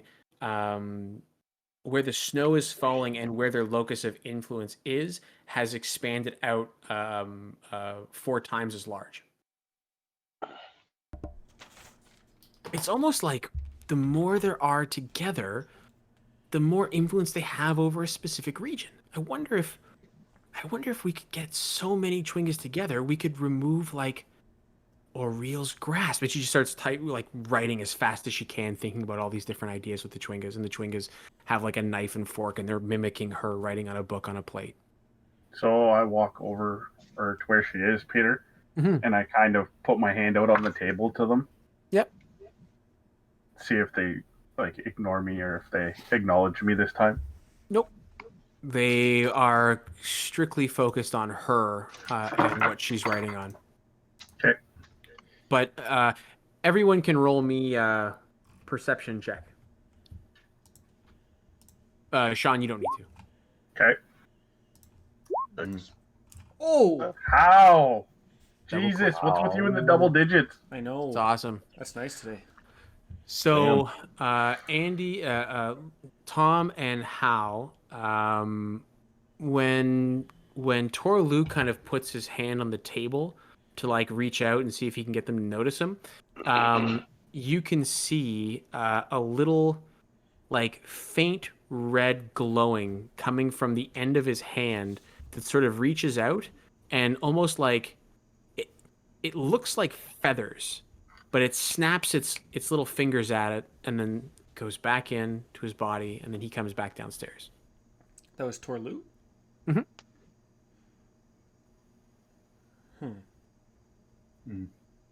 Man, that was weird. Torlu, what do you got? What happened? Something strange has happened. To you or to the Chwingas? Both. Do you want to talk about it? I don't quite understand it yet. I'm still trying to process what's happening. I didn't see shit. Well, Torlu, you've got a confidant here if you would like. And I whisper to him, I too have had a change of faith. I don't quite think that's what this is. Well, This is something natural. all things are natural, mostly. Unless Perhaps. they're unnatural. Perhaps I will be able to better show you later. Okay. That's a puzzler. I need another beer. All right. So as you're all drinking and having a good time, let's see what people are talking about. Bear with me for 2 seconds. Mm-hmm. They're One. talking about the big ass orc in the middle of the. So there's two Oh. two fairly large people sitting at the bar across the way. And they look like they've been beaten up pretty bad. They're pretty happy. Like they're still like they're still kind of like brimming, but they look like they've been in a fight. And lost? get over and probably lost. Yep. And they're kind of saying like, I don't know. I didn't see anyone, and Trovis doesn't really seem to know what's happening, and it just really seems like that town's going to shit. I know. Trovis needs to get that place under control. Kaer Koenig is going to go right down the proverbial shitter if they don't get some kind of handle on those thieves. How is this guy? I mean, I realize he's a little bit different, but Trovis needs to really figure out that he was elected speaker, and this is his responsibility. So And they we've kind all of- heard this? Yeah. Okay. Pretty loud conversation at the bar, yeah. Return to Hal. Did they steal the iron? I don't think so. I doubt it. They do any of did the two of them match the descriptions of people we're talking about? I'm pretty sure we're talking about dwarves, right? Yeah, neither of them matched. Okay. Just two locals talking about, from what you understood, Kaer Koenig. Yeah. No, Darnock. These two are not dwarves. They're not like me. We're looking for people like me, but not me. They're too tall. Yes, exactly. Exactly. Not everybody smaller than you is a dwarf. Fair That enough. is what we call racist. So, a little bit of time goes by. Suffice it to say, you've heard a couple of rumors. A little bit of time goes by, and as you're sitting drinking, there's this like, again, there's this calmness over the course of the day. But you don't spend the whole day there. You're gonna go back to your homes. You're gonna carry out your normal life. But over the course of the evening, I would assume that at least you, Ilari, would go back to the bar. Moirin is there as well. How would you have explained to your brother the idea of like 3 or 4 other dwarves that you should be on the watch out for? Yeah, exactly. That was going to be part of the conversation, I think, at some point. Yeah. Okay, well let's have that one. So we'll say that's the last conversation. Is you guys all head out around dinner. Ulari just kind of like, I'm gonna have a polar bear steak or whatever. What's the explanation you give to him? Larry, how was your evening? I didn't see you after you went to bed last night. I didn't see you in the morning. Yeah, it was pretty good. No? It's pretty good. Yeah. Any I've started picking up on my old magic skills again. yeah, Magic yeah, books. Mom, Yep. Mom always tried to get you not to do those, so it's a good thing you're thinking on your own. Yes, absolutely. Well, you know. But you know what's really weird is you see those two crackhead women over there. Yes. They were talking about. They look back at you and I completely ignore them. Larry, we've talked. They're They crackhead humans. well, you know they were talking about this giant wolf and it got me thinking. You know, yesterday when we were at where was it again that we were at? Anyways, Yes, there. it reminded me of the stories that one of the sailors was saying about attacks happening, and it got me thinking. And especially with the polar bear, is there more that's happening with the natural world around here? And should we be looking into that? I is it just him and I chatting right now? I don't know. Yeah. Well, I mean, Is it? at the bar, I don't think there's anybody else with us. No. Yeah. But again, it's a fairly like Yeah. the mentality of the people has not been this positive in a while. So the bar is reasonably yeah, full. that's So fine. to say you wouldn't have That's fine. Yeah. I agree with you, Larry. I mean, Esla, she was saying that her shipment of iron hasn't come in yet, and I don't know what this town will do if they don't get their supplies in. I mean, she's a lifeline here, and you know how you said that the sailors yesterday were they made you think about something. I'm just piecing something together myself. I went to pray this morning, and it's not often that I go to pray in the morning, and I had a bit of a I don't know what to call it. I don't know if it's a vision or a spirit walk, or I know I wasn't drunk, so I know I wasn't drunk. Right. But the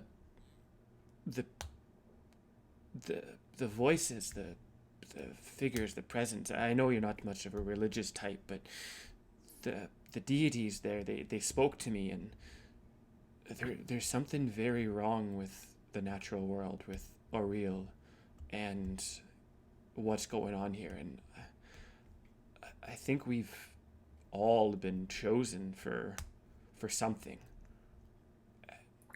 and I think we should keep that together as much as possible. Chosen, you say? That was one of the words used. Yes. Oh well. Yep. I'd have to agree with you on that. But yeah, I had the vision as well. You did. Yep, and along the same lines, talking about being chosen. So I think that it's something that maybe to come. We should be looking into maybe some of the disturbances around town. I think anything at this point. I don't know where to start, but I think we could start by getting everybody back together and doing. Were there any animals involved in the shipment? She said that the iron is usually brought in with polar bears. It's like sleigh leaders, but Polar bears.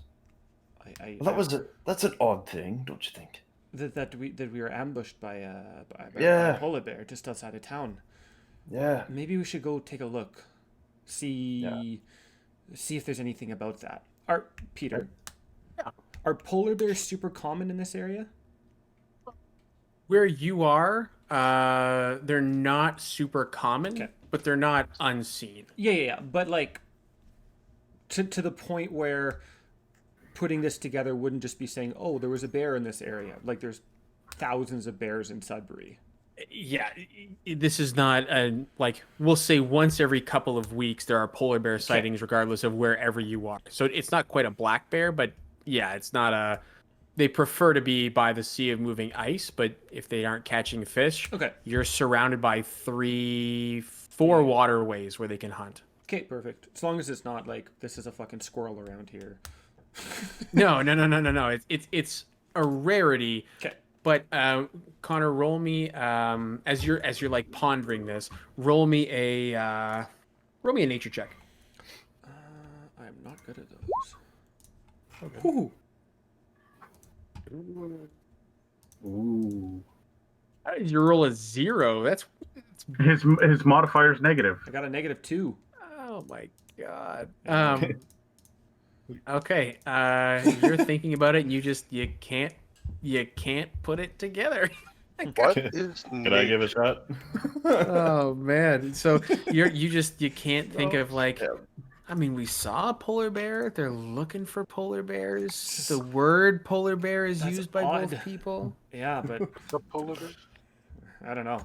It doesn't seem Who coincidental could to ever me. come to this conclusion? I don't know. It We need to seems outsource What are strange. polar bears? It seems strange that Right, I'm well- saying polar bear this much. There's got to be some kind of conspiracy. Polar bear, polar bear. Probably high. It's lost all meaning to myself. I'm gonna bring you over to the world map just so you can all have a better Okay. scope of some of the Okay, places okay, that I've okay. some of those places that we've been talking Yeah. about. But can you, Laurie, make that same nature check? Like he's having this conversation with me. Yeah, that's fair. Sure. He's from this area as well. Yeah. He knows what. So Look at that map. no, good. one thing I'll say is, Ulari, you don't put this together, but you're sitting here going like, well, how would a polar bear pull a shipment of iron without some kind of harness, without some kind of like, you'd think they'd be trained, they'd be bred to be around humans, but maybe if it got free, like you're rationalizing out that something used for work and something that is wild, it's the difference between a wolf and a dog. Mhm. What you saw was very much not the dog equivalent to a polar bear. Yeah. I know. Well, we could grab the party and see if we can track down some of these places, Yes, some of these disturbances. yes, I think that's a good idea. Let's. I mean, the wolves, the wolves that those. Maybe we should take a. You mentioned wolves, and the people just over there were mentioning. I don't think I was here for that conversation, but they were mentioning being attacked by wolves or something. No, they're gossipers. They're just chatty. Yes, but Ilari, you got to keep your ears about you. I just know something. Well, Sometimes you have to ask. That's not a thing. Don't worry about it. What do you mean you got to ask? I'm gonna walk over and ask. Don't go crazy over people. there. What are you doing? Yeah. So those two, the two women are chatting actually with Moirin, and they're like, "We know you. We know something. We've seen you somewhere. Where do we know you from?" And Moirin's just like, "No, I pop in and don't." say, "She's a Nope. famous writer." So Moirin just kind of like puts her head down a little bit, like, not famous, just a writer. But yes, I am a writer. And the one woman kind of like has her aha moment. You wrote those books about the vampires, didn't you? Moirin, would you Nope. kind of like curtail it? Would you, nope, wasn't me. Didn't write those. Nope. What's a vampire? Nope. No, not me. They're kind of like, they're kind of looking at you like, are you a tiefling? I'm gonna read what you're.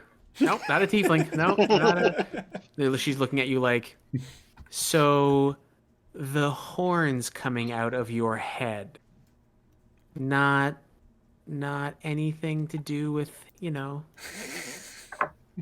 nine hells and being a tiefling, writing about vampires. It's a headband. We knew it. And so the one woman who like 100% was talking about the wolves kind of pulls out her copy of your first book. Oh, man. I gotta go into the what were the names of the books?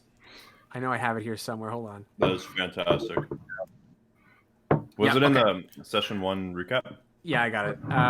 So the first one in the 3-part series was called Hearts of Barovia. The first one was called For the Love of a Maiden, and she hands you the book, and on the cover is this beautiful brunette woman, and like a very tall, like picturesque masculine man. And in the moon is this vampire-looking man who looks very similar to the first guy. And she opens it up and asks if you'll sign it. Oh my god, what is this? Twilight meets 50 Shades of Grey? Oh, the price of fame. Yeah, she basically wrote the novelization of Curse of Strahd. Yeah, that's exactly what I've been going with. All right, so she do you yeah, that's a good one, right? So, do you sign your name or do you sign your nom de plume?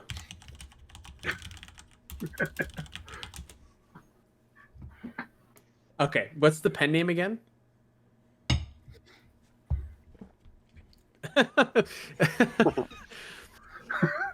Something cheesy All right, as hell. it's no worries. So you write your pen name. So you're not actually going by Moirin to them. You're going by your pen name. And they kind of look at you like, "Oh my goodness, thank you so much." And the two of them kind of turn around and start rereading the book to each other. How you come up to the table.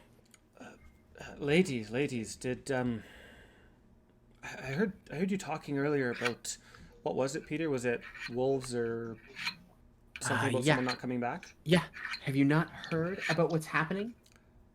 I haven't. You seem to be a fan of literature. Could you paint me a picture of not a literal picture, a word picture of what's happening? They kind of like look at you like, the fuck is a word picture? We're illiterate. If you could make a But they have theater of books. the mind, If you could just draw your feelings, that would be great. point on here where the wolf hit you. So the one kind of rolls her eyes and she says, like, listen, we work in the stables and we overhear things as travelers are coming to and from different places. We overheard that at Dugan's Hole, which is southeast of here, or if you follow the road, it's east and then southwest, double back, that there are huge wolves hunting people on the outskirts of town. Just massive wolves killing people left and right. Just 1 second. One second. You said huge wolves? Like the size of horses is what they were telling us. Okay, perfect. Who in the 1 second. hell is Darnock? eating- Darnock, get over here right now. Am I still there? I don't know, probably. Are you? Is Yeah, Darnock sure, still yeah. in the bar? Oh, shit's cutting out. What was that? Sorry. Is Darnock Oh, still just- in the bar? Is he? Could be. Okay. I'm gonna try I like flag you drinking. down. I'm gonna try flag you down. Hold up, I have somebody who would love to hear about this. 1 second. He won't believe it from me. Darnock. Hey, What little one? you like wolves? Yes, I love. You like killing wolves? Depends how much work it is. What about giant wolves? I want one. I want one. Follow me. Tell me more. Follow me. Tell me more. Tell me more. And I bring them over to the two ladies talking about the wolves and Walk say, with them, "Hold up, obviously. can you just repeat this story about the giant wolves for me and my friend here? We might be able to do something about this." Listen, he looks like he could handle himself. And the one girl who's just kind of like completely in awe of this gigantic masculine manly man in front of her. And she's just going through like the book, like reading faster and faster, like, oh my god, this is that guy. This is the guy. It's me. So the other one kind of like, oh, Kath. Yes, listen, we work in the stables. We take care of people's horses as they come into town. We take care of people's sleighs. We've overheard that people coming from Dugan's Hole have seen wolves attacking people, but not just regular wolves, wolves the size of horses. They have bloodlust and they're going mad trying to kill people in Dugan's Hole. Darnock, do you think that's something we could help with? Of course. Look at me. I can help with anything. Is the help you need lifting? Because I can help with that. I can. See, Thank you, thank you for gossiping so loudly here, and we might be able to make a help. But We weren't gossiping. We were talking about our day's work. could I trouble you for one more question, please? They're not paying you any attention, but they haven't said no. You mentioned you work with incoming slaves into Bryn Shander. Have you seen anyone come in with polar bears recently? Polar bears as horses. Well, normally there's the 4 dwarves who would come in around this time. They haven't come in, but it's not the first time they've been late. But usually from the Dwarven Valley, Kelvin, and that's where that's the only real place you would see polar bears being used as And that's the only polar bear sleigh that comes in each year. each season. Yeah, that's about it. I mean, we're what today? What's the date? And she kind of like fiddles around with her notes as far as who's come in. Oh, and she kind of just like has this look on her face, Hal and Darnock. Yeah. Today's the 11th of Uktar. They should be here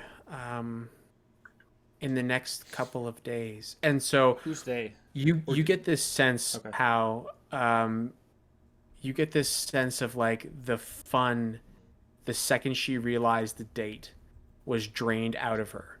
And I would like you as well, and you, Darnock, to make a Constitution saving throw. Okay. Uh-oh. That polar bear, by the way, it was a massive polar bear. Was it regular sized polar bear? It wouldn't have been any Nothing normal. I mean, nothing only out normal? of nothing abnormal. Yeah. Okay. Okay. So this is not necessarily to inflict any negativity on you.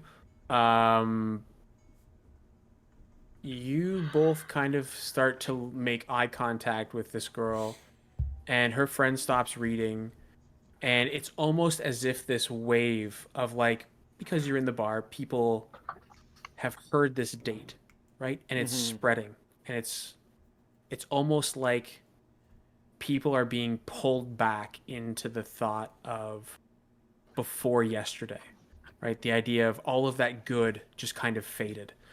So Hal's from around here, right? Mm-hmm. How is from Bryn Shander, yeah. Okay. How? What is 11th of October? Or whatever Hal the name. opens his mouth and explains the 11th of October. So the 11th of Uktar, you know, is the it's not necessarily the month, because right now you're actually in where are you? You are coming to the end of the autumn cycle. So the winter solstice is about 15 days away. But more importantly, you realize really quickly that the 11th of Uktar means it is My 4 birthday. days. No, it is 4 days until the next full moon, which means tomorrow someone from Bryn Shander will be elected as a sacrifice to Oriel. And that mentality just starts to infect people, that they know they're going to have to gather at the town center tomorrow, and they're going to have to pick the person who walks off to meet their fate. Time to go, guys. Do we know the process for that? Everyone Peter? is put into, yes, you definitely do. Everyone's name has been, and it's as ironic as it may be, it is the luck of the dice. Yes. Does that include our names? It does include your names. You are citizens not of the from town. here. Darnock is not. Darnock is from the region. As a citizen of the region, your name is on there. Sure. How says, yes, of course. How could we forget? Yes. What are you two drinking? They kind of like look in their mugs. Just an ale, please. Absolutely. The next one and that one, or this one and the next one are on me. Thank you. The chatter around the bar, Connor. The chatter around the bar has almost ceased, and everyone is effectively talking now about, yeah, tomorrow, right? Tomorrow. Oh my goodness, we have to gather again. And someone mentions, I don't know how the speaker is going to handle this. The poor woman, her brother. I don't know. What's the process again, Peter, for when they get like picked to sacrifice? Like, are they slain or are they sent off into the wilderness? Right. So larger cities, places like Bryn Shander. Oh, let me go back to the big map for a second. Places big like map. Bryn Shander, Targos, Tourmaline, East Haven, because they have a larger population, their sacrifice is typically a human, because it's once every month they would have to sacrifice, and the goings on of this perpetual winter have been about 2 years. So they have sacrificed a significant number of people by this point. Smaller places like if you're looking on the map and going outwards, places like Goodmead, Dugan's Hole, Bremen, Lonelywood, they typically sacrifice either heat or food. So for 24 hours, they will snuff out every single fire in the town. Yeah, and the question is just how does the sacrifice take place? Like in Bryn Yep. Shander, do they So literally execute the person, or do they like send them off? yeah, it's you head north. So you are literally taken of all of your clothing, anything on you that is jewelry. They keep you dignified, obviously, but they send you out the north gate, and you are not welcome back. And if you step foot back into the city, you are effectively killed. You are seen as going against the will of the speaker, and you are an enemy of the city. Fair enough. Yikes. But yeah, how much was still it for getting their one sacrificed. round and then their next round, Peter? 2 rounds wouldn't be more than like 5 copper. Okay, perfect. I'll put down a silver to cover the next whatever they're drinking. Oh, big spender. Hey, big spender. So what time of day is it right now? I think. Well, we got a little bit sidetracked, but I think you'd be somewhere because we had said that Howe was sticking at the bar. We'll say it's around dinner. You enjoyed the good times of a day well spent with your friends at the bar, and then as that news came through, that light just starts to sort of fade away from the population. Just radiates outward from the bar, and it seems like no matter where you go, it's all people can talk about. So right about now, we'll say it's about 5 o'clock in the evening. So I look at Tom and say, "We're not doing anything today, are we?" I don't know. I ask Hal and Danica to come outside with me. Okay. Yep. How? Danica kind of like, of course. She picks up her books and puts the little stone, and she is just yammering on about all of the little interactions the Chwingas have had, but like, she's speaking a totally different language than any of you really understand. Okay. Yep, I'll go as well. So we go out in like the back alley behind the tavern. Yep. And I look at how I said, remember how I said something changed? Yes. I put both my hands on my chest. Yep. And the glow starts to intensify. Yep. And I put my hands out and onto the ground. And it appears, Peter.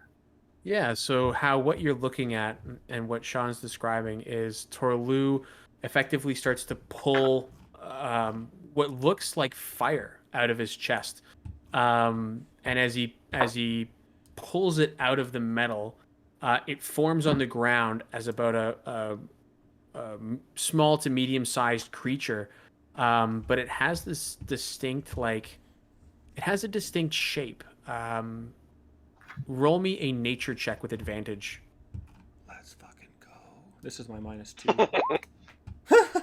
Lucky. This thing looks exactly like an owl bear, but every feather is like on fire. What? And it's pleasant. It's Warm? looking at you. It's sitting beside Torlu, almost like a companion would. But yeah, it's on all fours and it's just inquisitively looking at you. I'm gonna hold out my hand, like almost like you would with a dog. Yep. Be like, not Torlu. Yeah, Yeah, totally. Torlu. What? Breaking up. Hold on a second. Yeah. Whoops. You really didn't want to Sorry. answer the question. No, I had to rejoin. It's okay. You went all staticky. I'm gonna approach it and just kind of, while looking at it but talking to you, Torlu. What happened? Are you okay? It looks at you and then kind of like looks at Torlu inquisitively. How I am fine. Okay. I was visited last night by the Chewinga, and then a second one appeared, and then this one appeared. It kind of looks at you and then backs up a little bit, and is nestled right between Torlu's legs. I kind of like scratch it over the flames, Peter, just on its like brow, Yep. just to show it.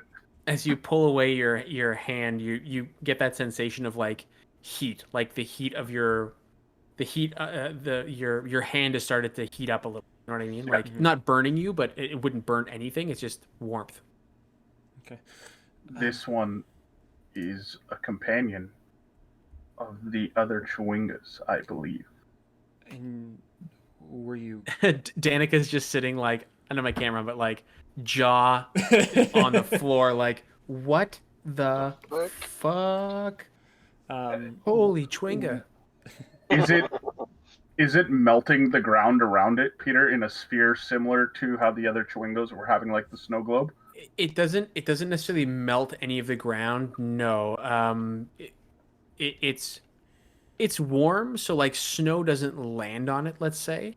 But in extreme cold, it's still going to suffer like some level of consequence. Yes. Okay. And this change, it was something that you accepted willingly.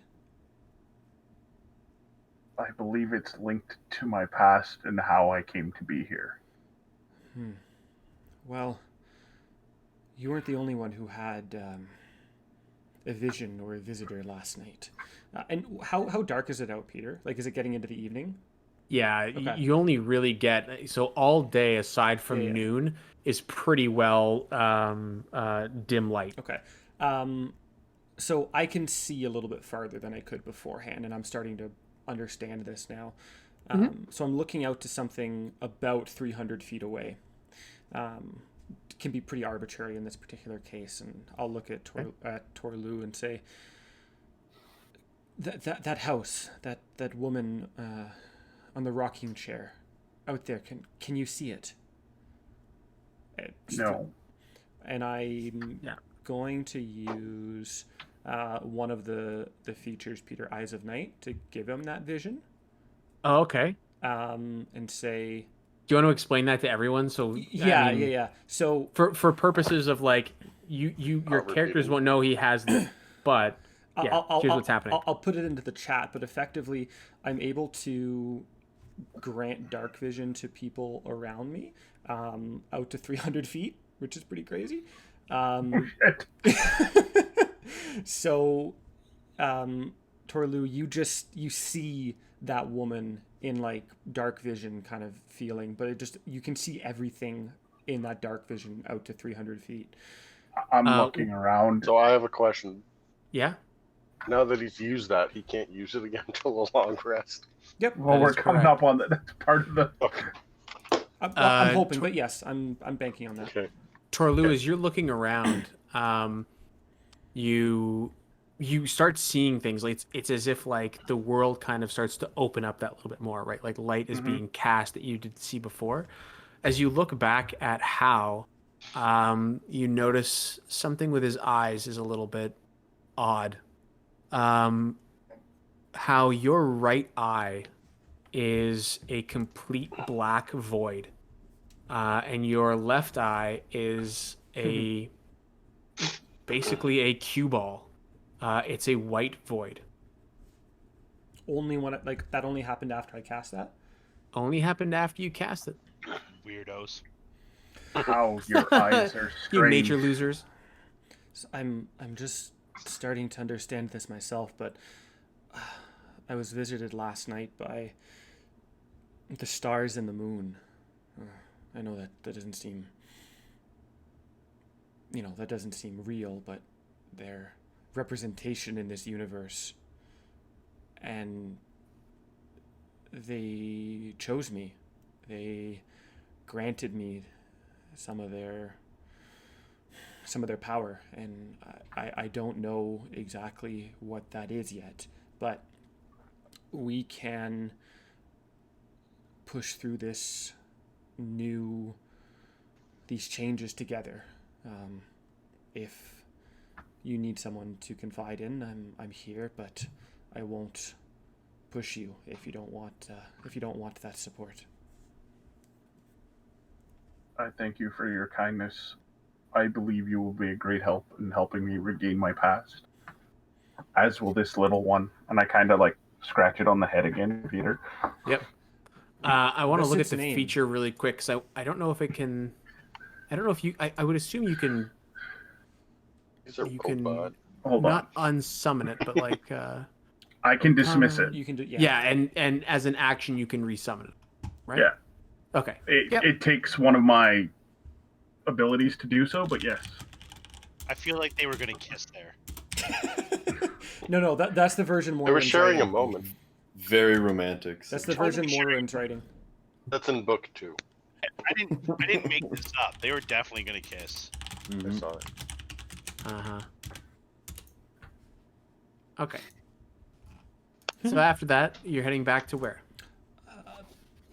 I'm gonna head back home, or back into the bar, I guess, and approach Ulari and say, "Did you want to go in? Did you want to call for the night? I know this is early for you yet, but Well, considering what we're about to have tomorrow, it would make sense. and what I wanted to talk to you about that, though. Let's say, should we stick around for tomorrow, or should we go? I think we owe it to these people here, Ulari. There's some good that we can do here. Not for that. I mean, should we go and discover these other things? We're not going to be drawn. There's no way. You've been here for how long? I don't know. My worldview has changed in the last little bit, I think, and you can never be sure of anything. What happened to you, man? In time, Ulari. In time. All right. Well, let's finish our round and head back home. Okay. All right. Anything anyone else is going to be doing over the course of the evening as darkness starts to creep its way in? Oh, totally. I'm gonna get my other fancy thing done. Over the course of your long rest? Yeah, totally. Yeah. So as the end of the day, you before you're going to bed are putzing around, finicking with your armor, and give me a second there, Andy. What do you have, Andy, for armor? Scale mail, right? Yep. Oh, it doesn't do it. Okay. I can't add a modifier there, so you'll have to remember that it's because it's this specific armor that has the modification, right? Yes. Like you're not Can we just put, infusing like, yourself. No, yeah, it's not myself. Okay, no, that's fine. I just wanted to make sure that. So I'm gonna do core, and I'm gonna do global AC modifier, which is where. Has to be yeah, enabled, I think. Yeah, I didn't turn it on. Boop. There we go. Global AC modifier. Value is 1. This is the Artificer Infusion.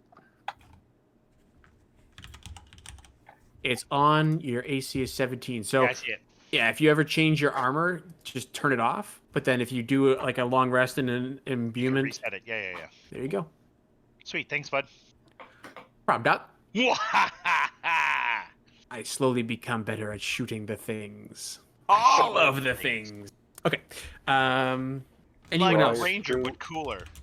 Moirin, what would you be doing at the bar? You can type out a bit of stuff there, and then anyone else? Darnock before bed, that kind of stuff. So I assume my helm's not ready yet. You assume correctly. They didn't get the shipment back and don't really know what the fuck they're doing. So, It's not my problem. well, it kind of is your problem. You asked a bunch of people who hit metal to no, for hit flesh. sure. But yeah, you know, There's not their nothing I problem. can learn or anything at this point. No. Not like nothing you can learn. getting No, You could learn a religion if you wanted. you could. Don't think they're You not are staying. You are staying at a Like, religious place. Is there anything that's useful for me though? Depends what you consider useful. You start reading about another language. You can start learning another language. Ooh. Good call.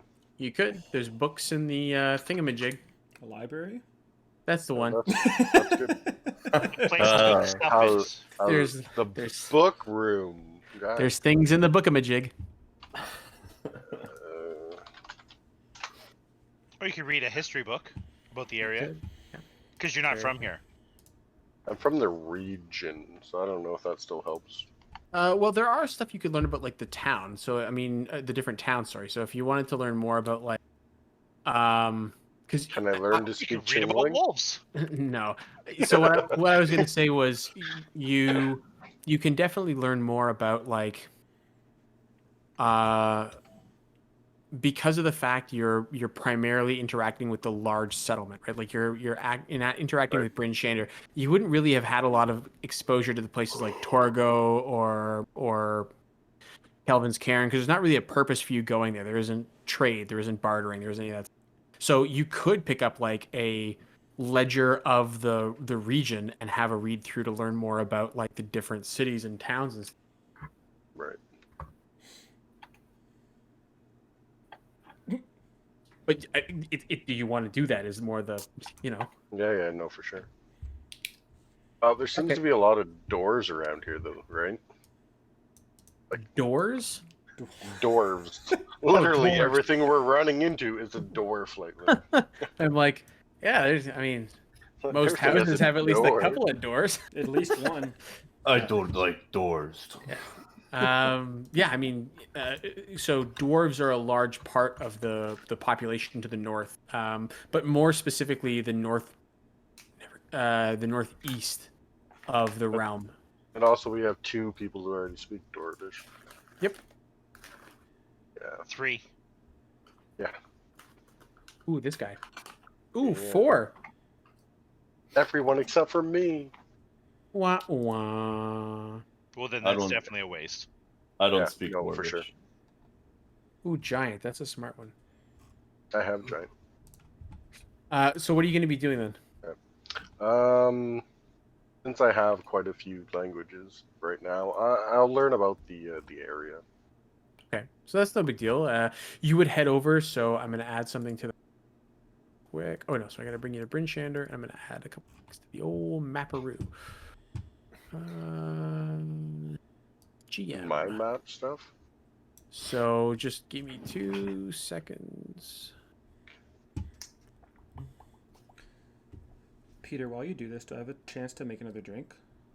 Yeah. Because if it's going to be like 30 seconds, I'll wait, but if not. I'm just going to point. So the town hall where you are in the center right here, you can see it on the map now. Did I drag you over? Yeah, I I did. see. Okay. So at the town hall, they do have a ledger,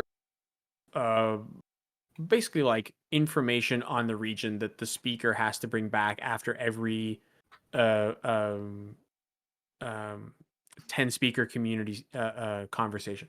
So they meet in a specific place, and that leisure goes from town to town. So this cycle, the leisure is here in Bryn Shander, as it was decided that Bryn Shander, being the largest city, needed to start doing something to take back control of their town. So the ledger was there, and the last entry is the documentation of the bringing of the Chwingas into Bryn Shander and sort of the effects that it's had on the town. It was documented today by the speaker. So that's the most recent entry. But as you start flipping back, there's little bits and pieces of information on all different towns. So just which town, if I was going to say, give you some information, which town would you want to know a little bit about if I bring Darnock? Roll a die. Yeah, you could. Pretty much, though. There's 10. Roll a d10.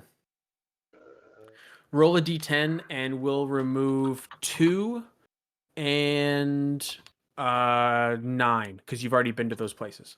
I hit a 7. 7? 10, 9, 8, 7. Good mead. What can we teach you about good mead? It's They got have good good mead. mead. Yeah, right. Okay, little bits. My kind of So town. yeah, again, these smaller towns you're getting a recurring theme here. These smaller towns along the coastlines of the 3 lakes that are around the 10 towns, they obviously will always specialize in fishing.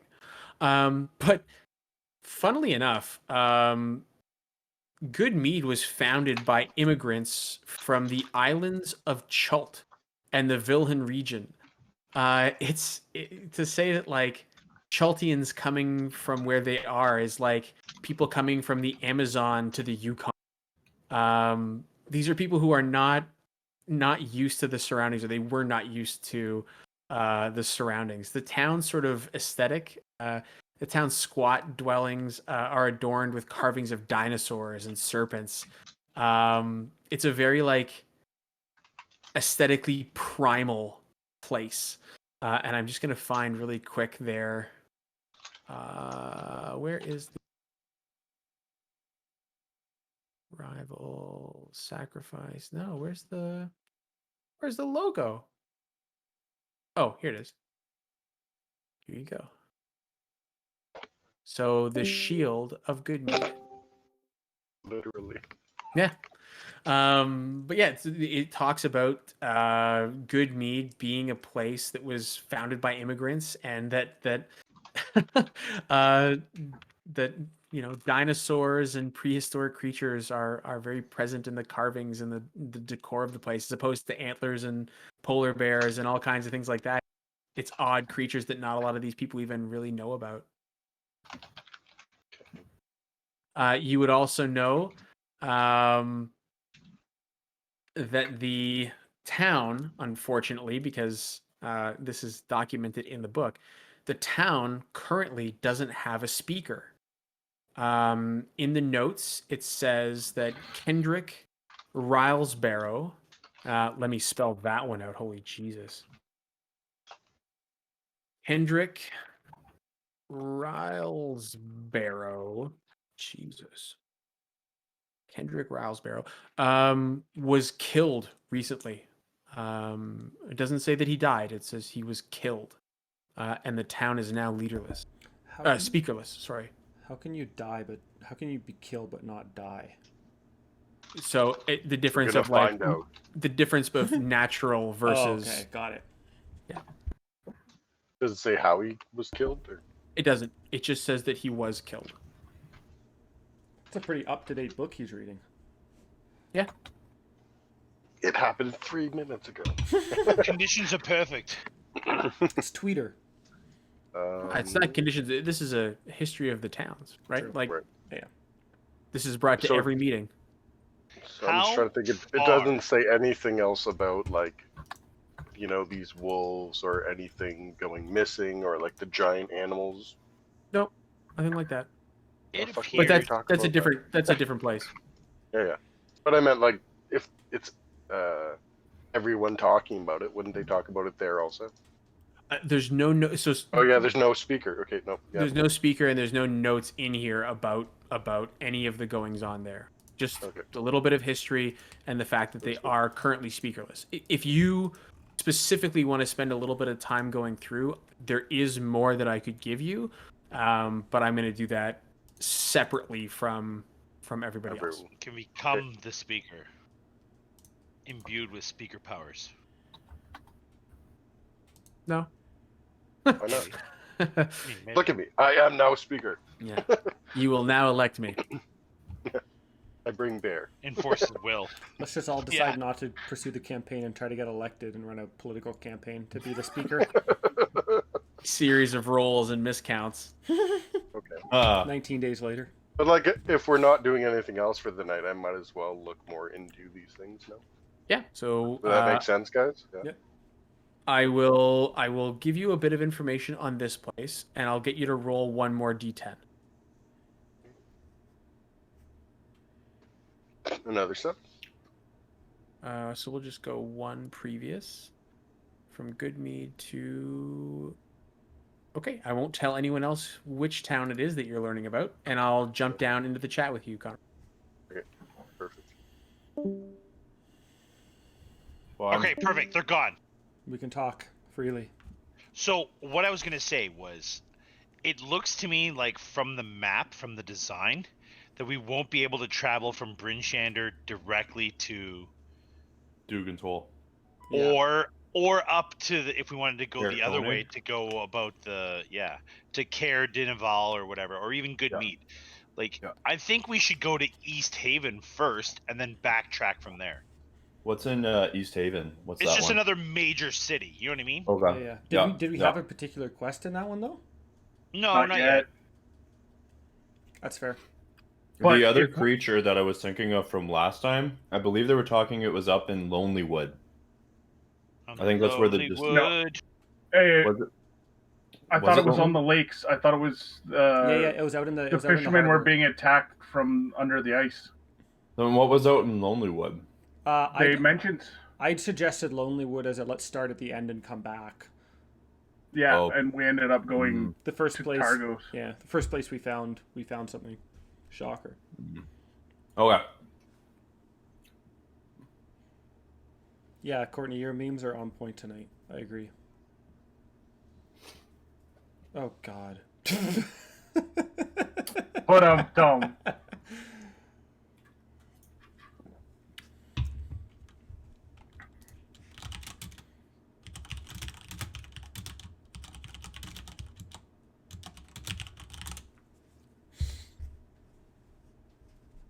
So yeah, that's just my suggestion. I mean, we don't have to follow it, but it just seems to me like we should go from major city. Like maybe, like I don't know. I can't. Where's the? Well, how do you I- do this? I agree with you, Andy. Like going back the east way is probably the best way Yeah.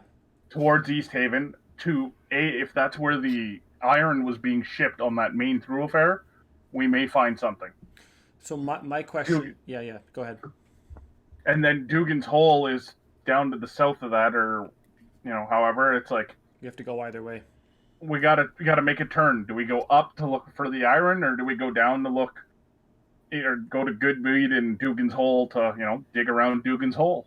Both are things we're gonna have to eventually do. So we just kind of roll a die. And I'm go one okay way or with the other. Dugan's Hold first because it's closer. It looks like barely, but Where do you think that they come from when it's Kelvin Cairn? Do you think that they go to Caer Koenig? yeah, I would I imagine. think that would. Well, somebody was talking to one of yous about the Dwarven Valley, and that's where they use polar bears to. Yeah, I have So, a like, feeling that they extends may- the whole way up. They So may they don't come use down the through the roads. They may come down through the Dwarven Valley. Like Kelvin's Cairn looks like an open pit mine, right? Yeah. Yeah. So they may come through the Dwarven Valley down to Caer Dinval or whatever Or it's over called, to Tourmaline. because that's the way it looks. Mm-hmm. Yeah, they could even go over to Tourmaline, or just Yeah, they could just either of those would be a quick jaunt, right? Actually, I think Tourmaline may be quicker. yeah. The other And it's a side, big city, right? the other piece is And it they could just say, "Fuck it, we have polar bears. We're going straight down." well, that's the other thing. Like, I was thinking about this. Fuel is scarce. How are these dwarves yeah, smelting this ore to make iron ingots? Lonely Mhm. Wood, from what I can see, is the closest fuel supply. So Yeah, maybe they yeah. are going to Tourmaline. Mm-hmm. We have, should, a, we have a bit of Isengard coming in here. we can we can check with Esla to see if they know Well, anything that's- more about the. That's the other thing. It's like the only other thing is like, did somebody hit oil while they were digging for ore at the same time, and they're using oil for their Let's- smelting for heat? Let's go be the U.S. and liberate them of their oil And their smelts. and their smelting. Because they're making it into bars, right? Yeah. They are Yes. smelting it, eh? Yeah, you're Big- right. And large bars at that, so that they must have big vats of it going on. It could also be like Mount Doom, yeah. dwarven technology, though, without the use of fuel. They It's- dug Okay, They've got Durgeddon's hold up there. we don't I want know the DM knowing any of our secrets. All right. That fucking meme. Whatever. Summon a Tarask. Your secrets are all dead. Okay. Roll a d10 to tell me your secrets. Roll new characters. Yeah, kid dancing. That's a good one. Okay, so Darnock over the course of the evening gathered a little bit of information. Of course Um, you did. Yeah. In the evening, does anyone have anything else they want to do before bed? I would just talk to Danica a bit to ask, just to see what her reaction towards the little fire spirit was. Yep. And, what she thinks, what her plans for the Chwingas are. So she effectively wants to keep studying them. She doesn't think that having them be present is enough. She needs to find sort of where are they holed up? Where are they like coming from? Where do they return to? Because Chwingas are not native to the 10 towns or the spine of the world. They're typically from like tropical areas. So these ones came here and likely spread out from a specific point. Her theory is that somewhere throughout the region there is like a spring or a place where the majority of the Chwingas are living or hiding or hibernating. We have to go So- liberate them. Liberate the Twingas. So, They're not question for you, liberating. DM. Yeah. Because I have something similar with me, the lantern is pretty much useless for signaling me for them again, right? Pretty much. It's going to be attuned to the Chwinga all the time. So, and that's within 300 feet. Yep. Damn it. Okay, because I was going to ask to keep the lantern, but she might as well hold on to it. Yeah, she takes it back happily, and she says, "I mean, really, it's not going to do me much good either. But, oh, who knows? Maybe it'll come in handy sometime."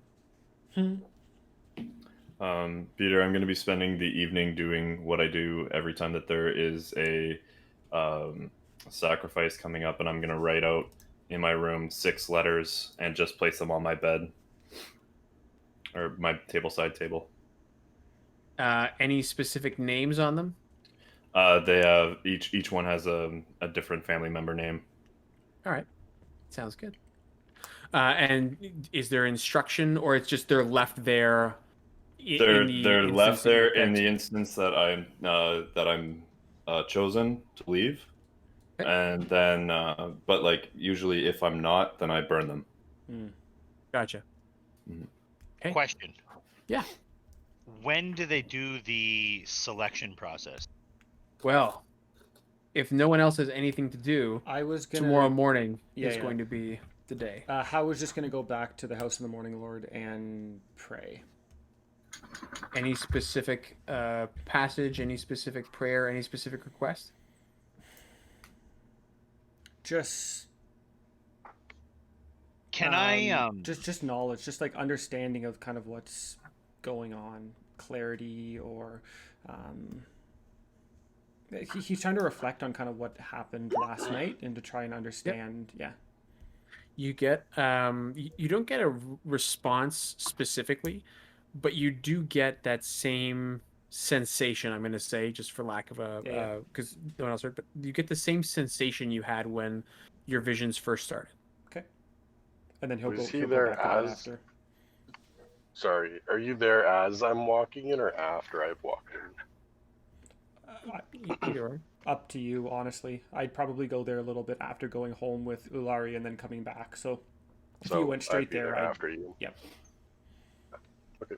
I'm just trying to think of what I want to do next. Andy, you had something to say. I'm just like trying to think through the process here. So I can give you a rundown of the process of exactly what's going to happen because it is something you would know. yeah, okay, yeah, you could do that, and then I will give you my comment after that. Okay, so any of the cities, and that would be Tourmaline, Targos, Bryn Shander, and East Haven. Any of those 4 cities, they agreed that on the night of the selection, on the day of the selection, they needed a way of keeping track of the people that they had sacrificed and sort of the rules, we'll say, of what has to happen. So technically speaking, they don't sacrifice children. So if it's a person, I should say children, if it's a person under the age of 12, they will not be sacrificed. Their name is not on the ledger. But the day that they turn 12, their name is added to set ledger as a new number. The way this works, effectively, is every person in one of those cities is assigned a number. It's not a running list. It's not that there's 1 through 50 is in Tourmaline and then 51 through whatever. It's each town has their own roster. Each person was assigned a number, and effectively they draw a number out. And if your number is picked, you are the sacrifice. The sacrifice on the night of the full moon, that is the 15th at midnight. So I always fucking hate this nonsense because midnight is technically 2 things because it's the 15th at midnight, but it's also the first thing in the morning on the 16th. So the 15th at midnight, meaning 12:01 on the 16th would be the next time. That person needs to leave all of their winter clothes, all of their belongings. They can write out who their belongings will go to. They can determine. They have a will. Yeah, effectively, they have a will that is taken care of and administered by the town speaker, and they are forced to leave. And after that point, after they cross the threshold of the city's wall, they are deemed enemies of the city. They cannot go to the city. The fact that there is a ledger between those cities means that they can share between towns if the person has made it, but no one is going to be able to walk the distance. If someone magically got to another town, it would be seen almost as like a sign of passing. You know what I mean? Like Right. Oriel pardoned that person. Okay. Interesting.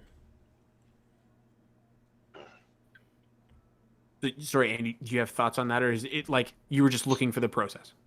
Well, so what my plan is then, just haven't gotten as I was going to use my magical tinkering to alter the name of the number on the ball that's chosen to someone of my choosing. Why? Why? Not.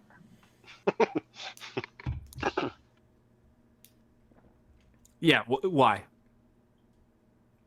Like, has he been doing this before? Maybe. It's more so. It's like making it. It's probably like he's kind of taken it upon himself to, like, except for the last time because he missed it. So that's why he's got like internal strife here where the speaker's brother passed away or whatever, or was sentenced as the last. Yeah. So he's now thinks like we can't lose anyone of value anymore. So he's taken it upon himself to seek out maybe like the weak or the elderly as, more fitting sacrifices to keep the city strong. Gotcha. Or maybe somebody he doesn't like who tried to cheat him or something like that. You know what I mean? Yep, I hear you. Yeah. So, what ability would you be using? Can you link magical tinkering to me to show me what you'd be doing? So in here it shows TLDR. a static visual effect appears on one of the object's surfaces. This effect can be a picture, up to 25 words of text, lines and shapes, and a mixture of these elements that you like. Static visual Near effect the bottom. appears. Huh. Yep. This effect could be a picture, 25 words of text, lines or shapes, or a mixture of these elements as you like. How long does it last? To use this ability, you must have the Tinker's tools or other artisan's tools in your hand. You then touch a tiny non-magical object as an action and give it one. So it's not a mental thing, Andy. You have to No, have the yeah. non-magical item in front. So exactly. So my angle here was to try and work myself into the action of being the person who draws the stone, and using the angle that I brought the Chwingas to town as like a maybe I'm like a special Chosen person, one. and maybe I should be the chosen one, yeah, and maybe I should choose the stone. Okay. So I would reach into this bag and then pull the stone out and then make it basically say whatever the hell I wanted. Yeah, okay, I grasped that part. And that chosen property lasts indefinitely as an action. Okay. So the next morning, it'll be a matter of you convincing the speaker that you should be that person to choose the name, when it is historically the speaker's responsibility as the leader of the town. Historically, for the last, 3 years. 2 years or whatever. 2 years, yeah. Yeah, So you will have to be. The pitch 2 would be years like, ain't that long. oh, yeah, like it's 24, 20 some odd people. Yep. And I would just walk up and be like, I understand how this could be like a pretty a tough job for you, and I know you had to select your brother last time, so maybe I could help. Maybe let me, who brought some Chwingas and some faith to this town, let me select the next name. You can roll persuasion, and I'm Are going to we set. at that time of day yet? Uh, You're just fast forwarding for him. I was going to go to that point because Unless someone wants to interrupt, if there's something else that was. Yeah. So, does anyone else have anything, or can we set the scene for this to go? Go ahead. Let's go. I can't wait to see this I play just out. head back to sleep, maybe, and have a beer as I'm going in and say this is for you, and then keep going unless he stops me. As I see him praying. Okay. So, the next morning, and I'm going to bring us back to Bryn Shander. The next morning, the people of the town are all gathered in the town square. There is a stage that's erected, covered in snow, obviously. And at about 9 o'clock in the morning, the entirety of the town is gathered and huddled together to listen to the speaker begin the process. She looks out at the group, sort of bows her head a little bit, and says, I had hoped that we wouldn't have to come back to this place again. I know that there was, well, some good news in the last few days. And she looks over at Danica. We've had hope. And then just like that, it's a reminder of the world we're living in, the sacrifices we have to make. You are, all of you, part of Bryn Shander, and that we sacrifice someone today is not something any of us want to do, but something we have decided we have to do. Just wait for a sec. I have a question. Yep. Does Long Tom talk to her before she's giving the speech or afterwards? It wouldn't be before. It would need to be during. He'd have to get himself there. Yeah. You never know, right? Yeah, okay. Yep. So right now I'd be like, well, excuse me, I have a question. I have a thing. Yes, Tom. Yes. Well, I think we need to, stay positive, stay stay headfast here because things are looking up. We are going to continue on this quest, and we will bring more faith and good news. But can I help? Can I help? Can I help with this? I mean, I helped the last time and it worked out pretty good. Let me pull a number. She kind of is taken aback, and you can see her like wrestling with the idea of giving the responsibility that she has as speaker to one of the common people. But then you can see her again like, but I guess Tom and the others aren't really common. They've done good. Roll persuasion, Andy. Okay, guys, cross your I'm fingers. gonna set the DC before you roll, okay? The Wait, DC so for does this. like any of us understand what he's trying to pull off? Like if we start chanting, "He's the chosen one." I don't Give him- think so. No. The only person who might have insight into this would be Torlu, and that's if Tom would have talked to Torlu about it. No, I'm I'm trying kind of to give like you advantage keeping it on somehow. myself because if it doesn't work, I didn't want anyone else to get in trouble. Nope. But for sure. yes, how I was going to use guidance as well on myself first. It was in the chat, so I just wanted to double check. Yeah, Sorry. that's why I put it in the chat. I Was figured. so that I would remember whether or not I could use it. Yeah. So, Yep. you with your tinkerer's tools and what hand do you use? What's your dominant hand, Eddie? Let's go with left. That's my dominant hand, so I like that. Okay, so your left hand is in your pocket and it's gripping your tinkerer's tools. You cast guidance on yourself, and the DC that you need to beat here is significant. I'm gonna set it at a 17. All right. Persuasion.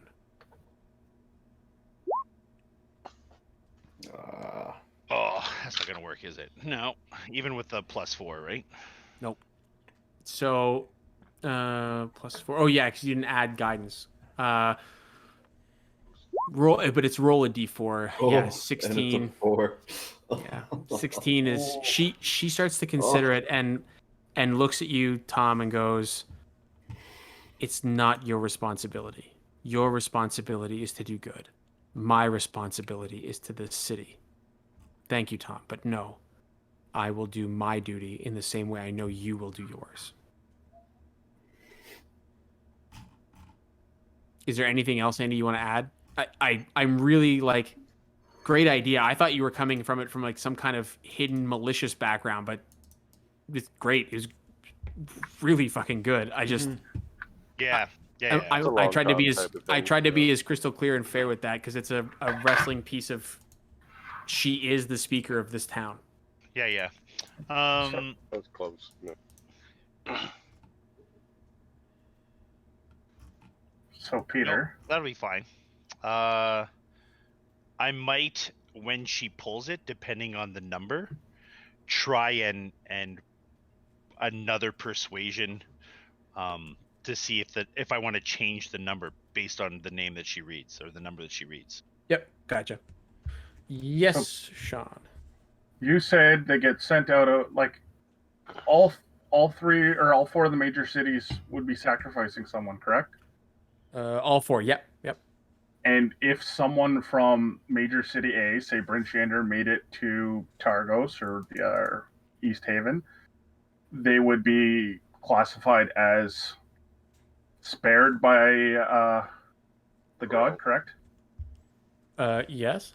Well, they would be thought of, yes, but the reality of the map is when you're stripped of everything you've got and brought out into the wilderness, you're not gonna make it more than. Okay. Just wanted to check. I don't happen to have a secret stash somewhere, right? Okay, so anything else anyone else wants to do? Hypothetically, Yeah. let's theoretically, if one of us gets pulled, Which I do promise you can happen. Yeah. Good. So if one of us gets Yeah. pulled Yeah. and they get shipped out of town, Yeah.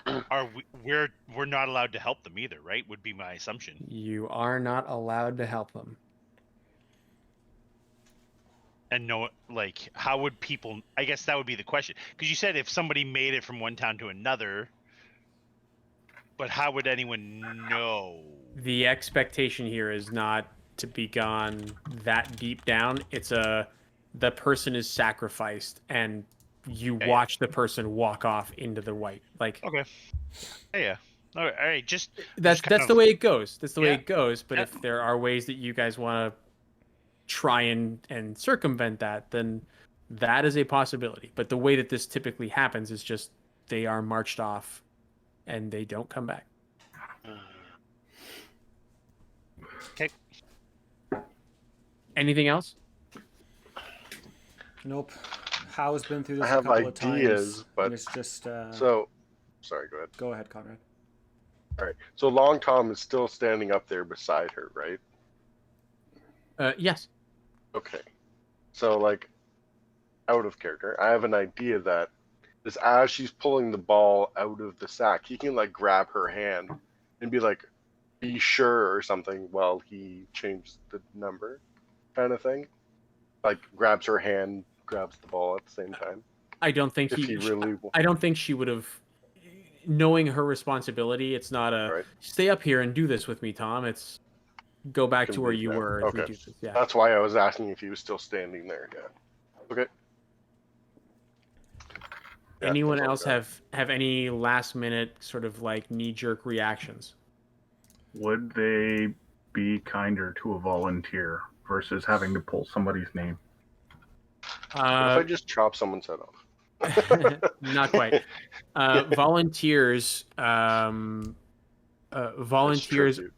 Yeah, it's not a question of tribute as much as a question of sacrifice. There isn't. It's not seen as giving or real a sacrifice if someone is just, yeah, I'll do it. Okay. Fair.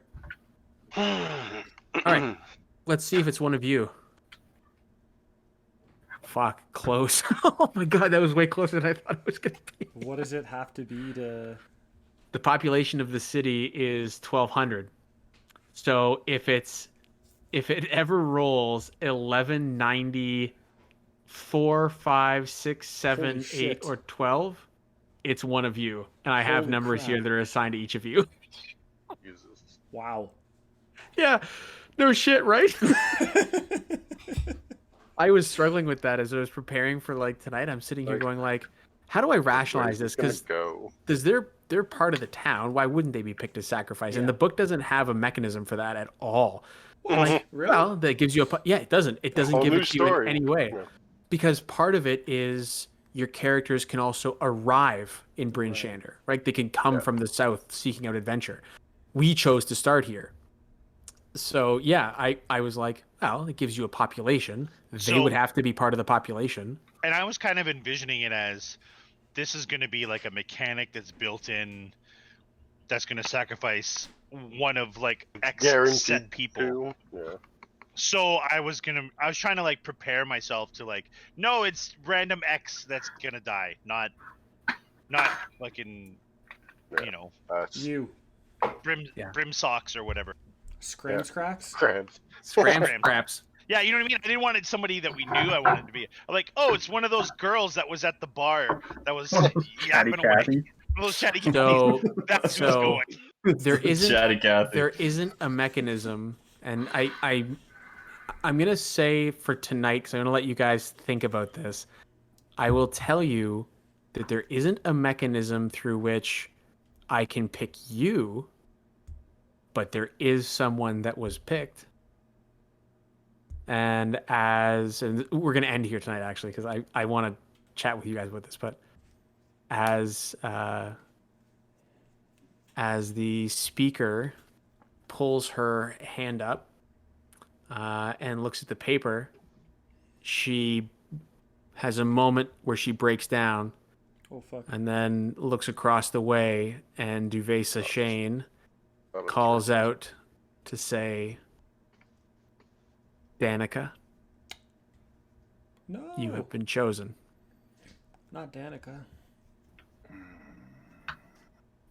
We can still do our political campaign. And this is where I say, no, there's no way. Let me see that. And I tried to.